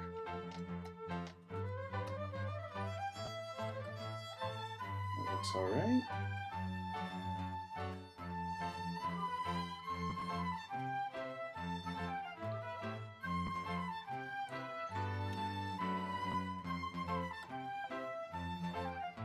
So when you are coloring your pieces, the biggest mistake I ever see is you take your base color, say green in this instance, and then just pick a darker green, or even worse, just mixing in black. And that is a big no-no. When colors interact with each other, they reflect off each other, they interact with each other quite a bit. So just to say darker green doesn't really work. Adding black removes color from the color altogether. Like, it lowers the value of it. So you don't even really have the same color at that point. Or I should say more accurately, you don't even have as much of that color, which is something you often want to avoid. So by mixing in a different color, knowing how that color will mix with its, how the two colors will mix together, will make for more realistic shadows. Oops.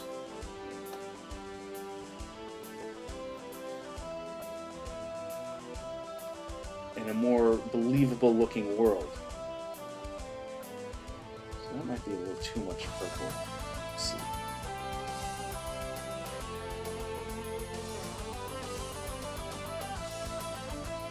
Because this tube is kind of metallic a little bit, I'm going to just put a little bit of a shine on it. Just a little bit. I don't want it to be too distracting.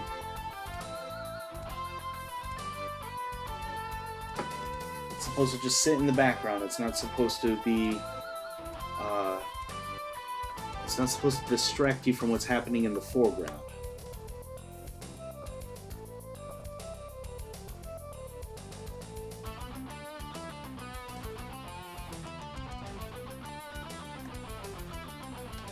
I'm just gonna hit that little light.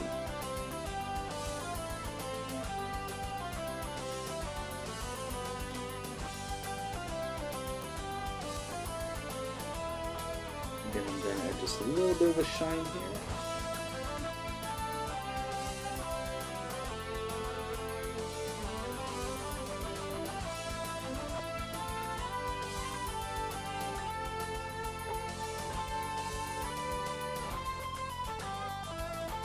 Do the same thing down here.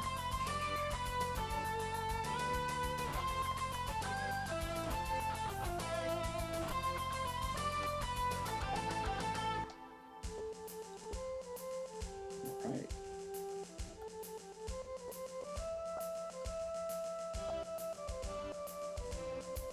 Just give that a save. Oh yeah. Yeah, how colors it's not. I mean, if we want to be super technical, it's not the colors that are bouncing, but it's how light bounces. So when light hits a certain subject, what we see is the color that's reflecting off of that from the light. So if it's hitting a red object, it's bouncing off. So it's the red light wavelength that's bouncing up, and so if that red light wavelength hits something else, depending on the color of that object, that red is either going to get absorbed or it's going to get reflected again, and that's going to so the object we're looking at is going to have like a red reddish tint. And it gets even weirder when we talk about coloring skin, because our skin isn't our skin is kind of translucent, so certain wavelengths get reflected at different layers of our skin, which is why when you look at your skin, you'll see like green patches and you'll see blue patches. It's not like your skin is turning blue or green, but it's just the light enters into your skin and will get kind of scattered and reflect back out of your skin at different levels and at different wavelengths. So that's why if you ever look at your hand and go, wow, why do I have a green patch on my skin? Now, assuming you don't have, some kind of skin disease, or you just don't have like green ink all over your hands, it's just because of how light bounces and reflects. All right, so let's get this thing in the tube here colored.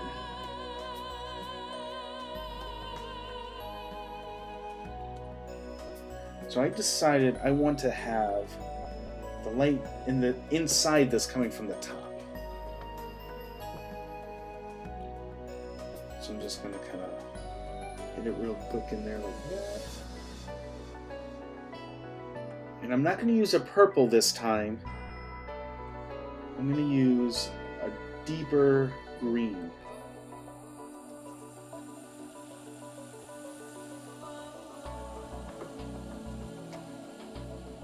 Looks pretty good, I think. But there's something in there. There's something in that tube. So let's get that taken care of.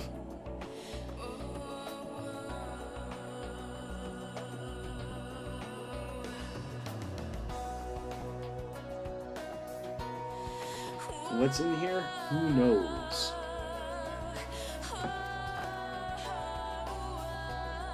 I hope I never have to find out.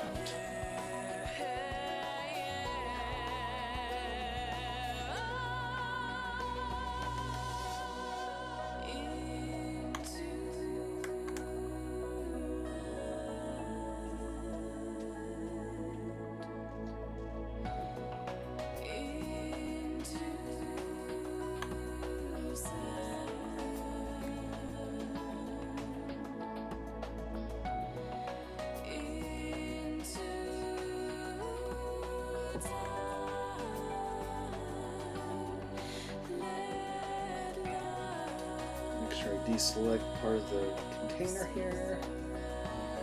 Now this is going to be a toughie, because I don't know if dark green will cut it. I might go back to that purple. Let's see what that purple looks like.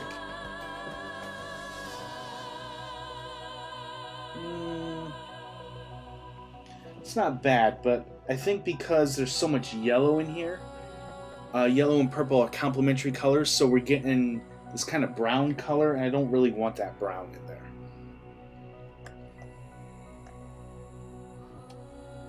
So I'm going to just pick a darker green, probably a little bit more of a bluish green. So I'm going to change the hue a little bit. Very ominous looking, the thing in the tube. Ah, good. Good. That's what I want.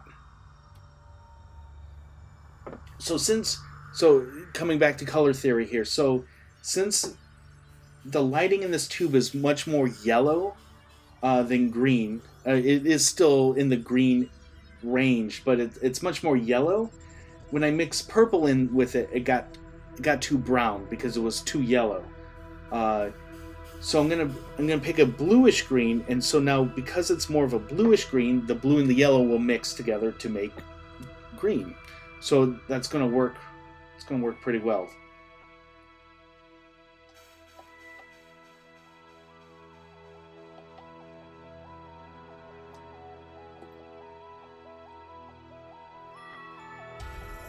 So I take that out. I'm gonna zoom out a little bit.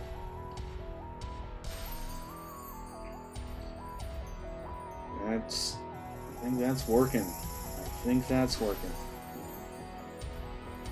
So to add a little bit of texture, I think I'm going to add some light. I'm going to color these bubbles kind of lighter. And I think, even though I didn't really draw it in with the line art, I think I'm going to put a couple bubbles just floating in front of whatever this is.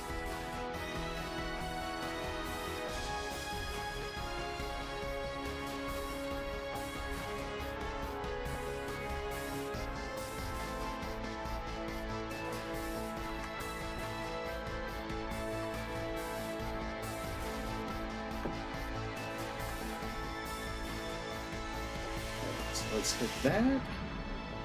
Hit it with the airbrush.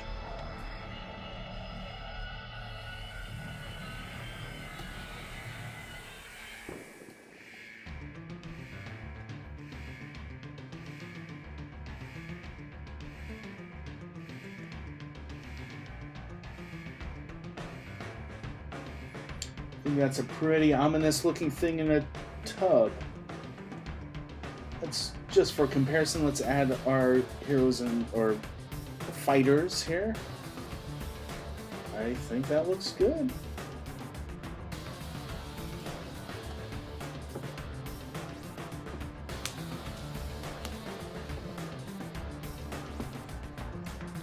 You know, actually, I'm going to take this one step further here. So I'm going to do what's called a line hold. Now, I already kind of did a line hold. If you look really close at the lines in the background, these lines are not black. They're very dark, low value, low saturation, so they get close to black, but they're not quite black. And that's the same thing going on here, but I think since it's in the tube, I think I want to push it even more. Let's see.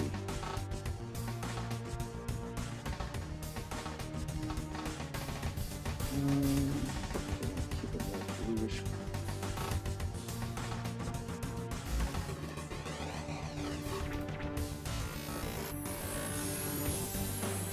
So the lighter your lines are, the more in the background it's going to get pushed. And so I really want this thing to feel like it's behind a lot of glass and a lot of liquid. So by changing this line up here from a very dark line to still dark, but much lighter comparatively. It really looks like it's sitting in that tube there. Do the same thing with all the bubbles. Although I might change the color of the bubbles to be even lighter, but let's first see what this looks like.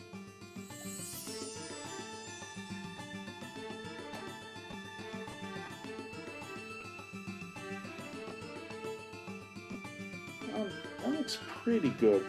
I think some of these bubbles towards the top, I'm going to lighten it up.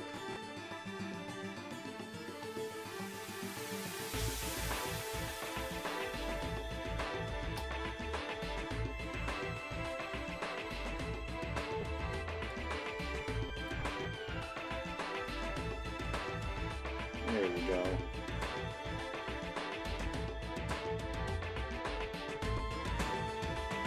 Yeah, that looks pretty good. Something about the top of that vat doesn't look good though. I think I want to give it a highlight, but I don't want the highlight to be a yellowish color because it's definitely in shadow. So I think I'm going to give it kind of a bluish, lighter bluish green here.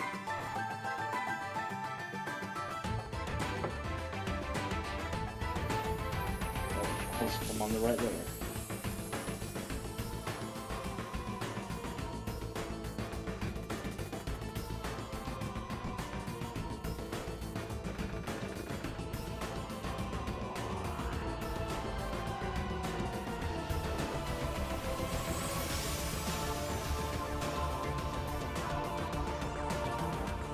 That looks better.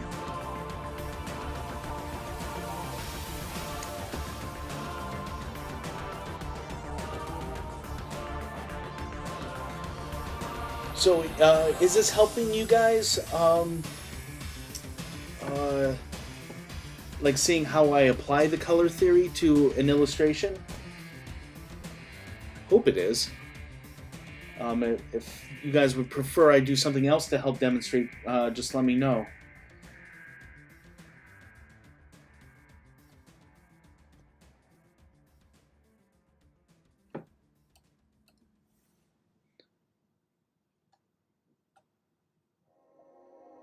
Let's do these metal orbs here.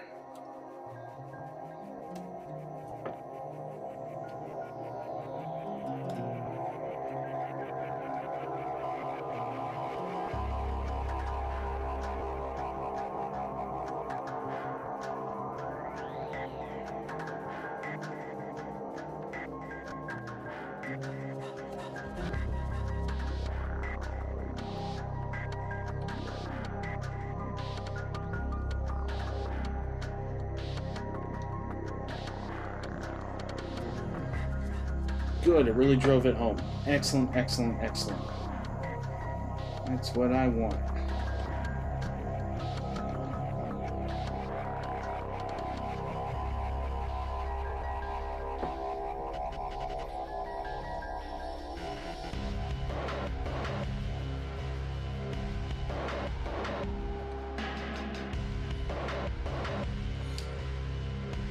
So we've been at this for 2 hours. Time for that obligatory hourly shameless self-promoting where I tell you guys to follow me and to subscribe. If you subscribe, you get these cool emojis. Like you can get this cool wolf emoji, or you can get this cool death emoji. I keep saying emoji, but it's more, it's emote really more. But yeah, any support you guys can give me, I appreciate. It's what keeps the lights on. And you can try to knock out sideways out of the boss spot.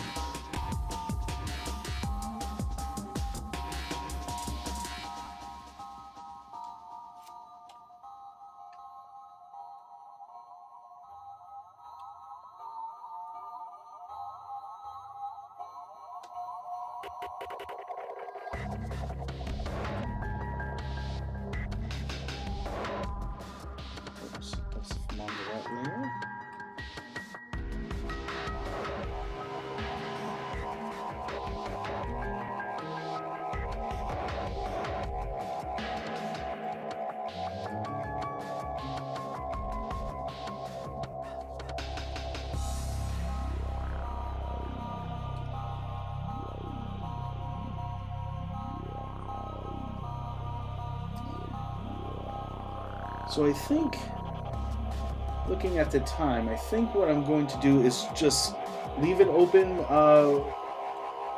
one last call for any specific questions you guys might have about coloring, basic color theory, any of that stuff.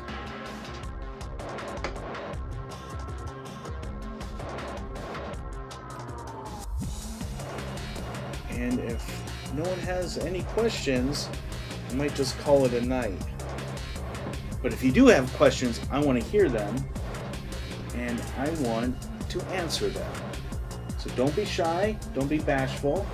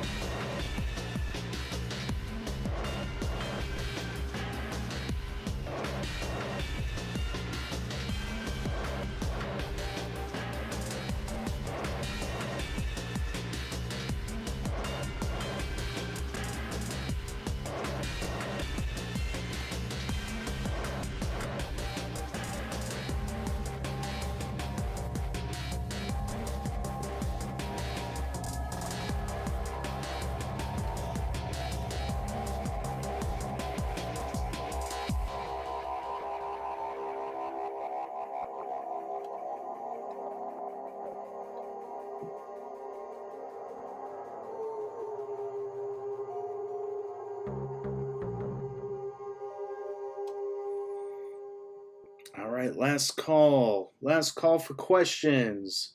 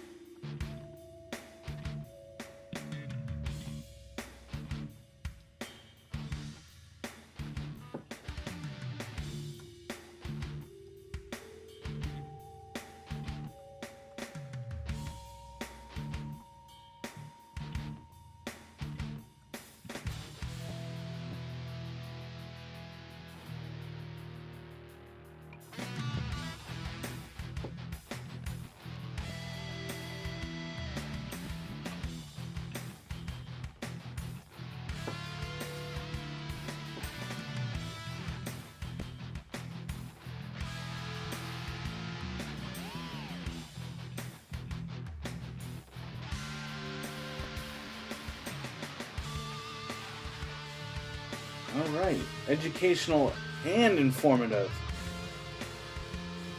Hard for me to walk away unhappy with that result. All right, well, if that's the case, I think I'm going to call it a night.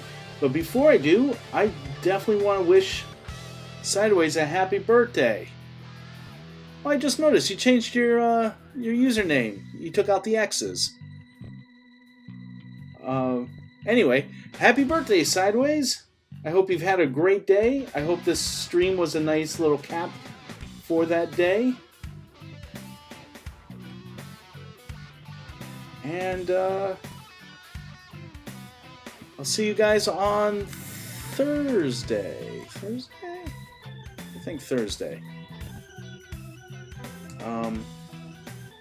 I'm pretty sure I'll just do what I normally do on Thursdays, just put on some music and just work on commissions, because boy, I got a lot of them.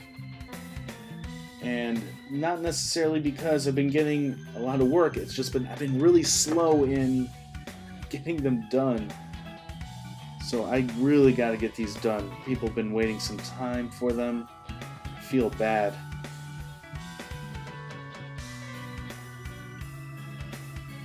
Alright, let me put in these last lines here and then we'll call it done.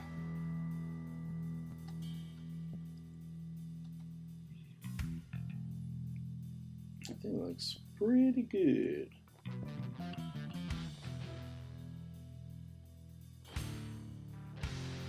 Might change the line hold a little bit here for these wires, just so they're lighter in color.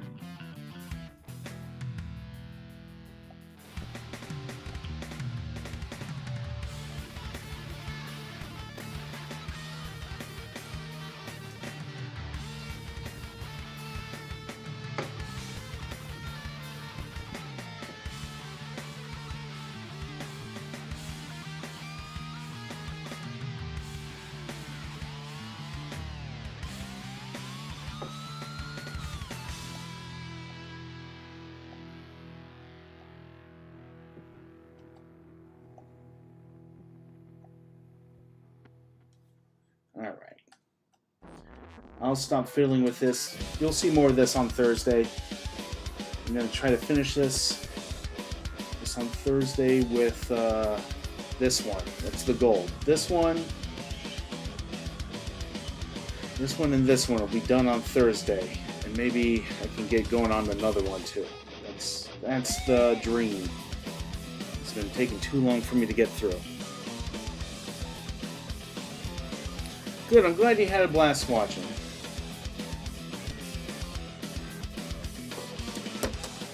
Put that away. Alright guys, I'm really bad at closing these out, so I'm just going to say thank you everyone for coming to watch. I really appreciate you taking the time. If you haven't yet, give me a follow, subscribe, get those cool emojis, emotes, whatever they're called. Donate, become a patron. I'm going to thank my patrons in a second. I got a brand new one. Actually, let me pull that up. I haven't updated my screen yet. Hold on. This is great for live TV. Just watch me go on my phone. I'm going to add that live. You guys will see. But anyway, thank you to my patrons.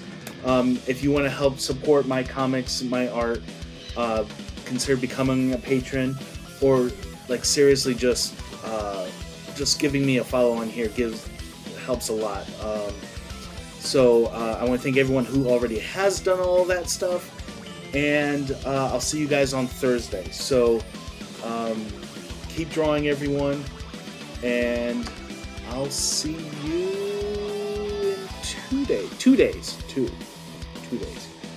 All right. Let's transfer to the outro page. So as I said, the stream is possible. All my art is possible because of my patrons. Without their support, I would have had to give up art a while ago. But your support not only helps me make art, but it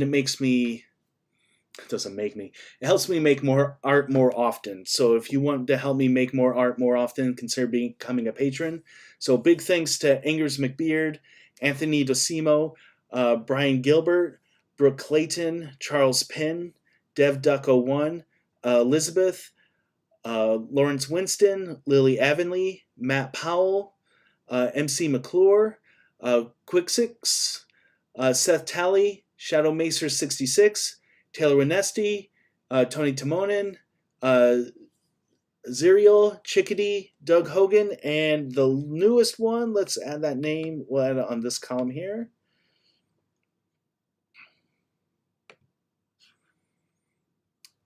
It is Red Blaze.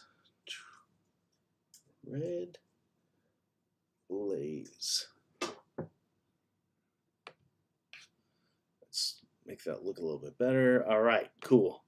All right, so yeah, thank you guys for becoming patrons. Thank you for watching.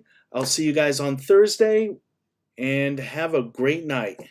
And happy birthday, Sideways. Bye.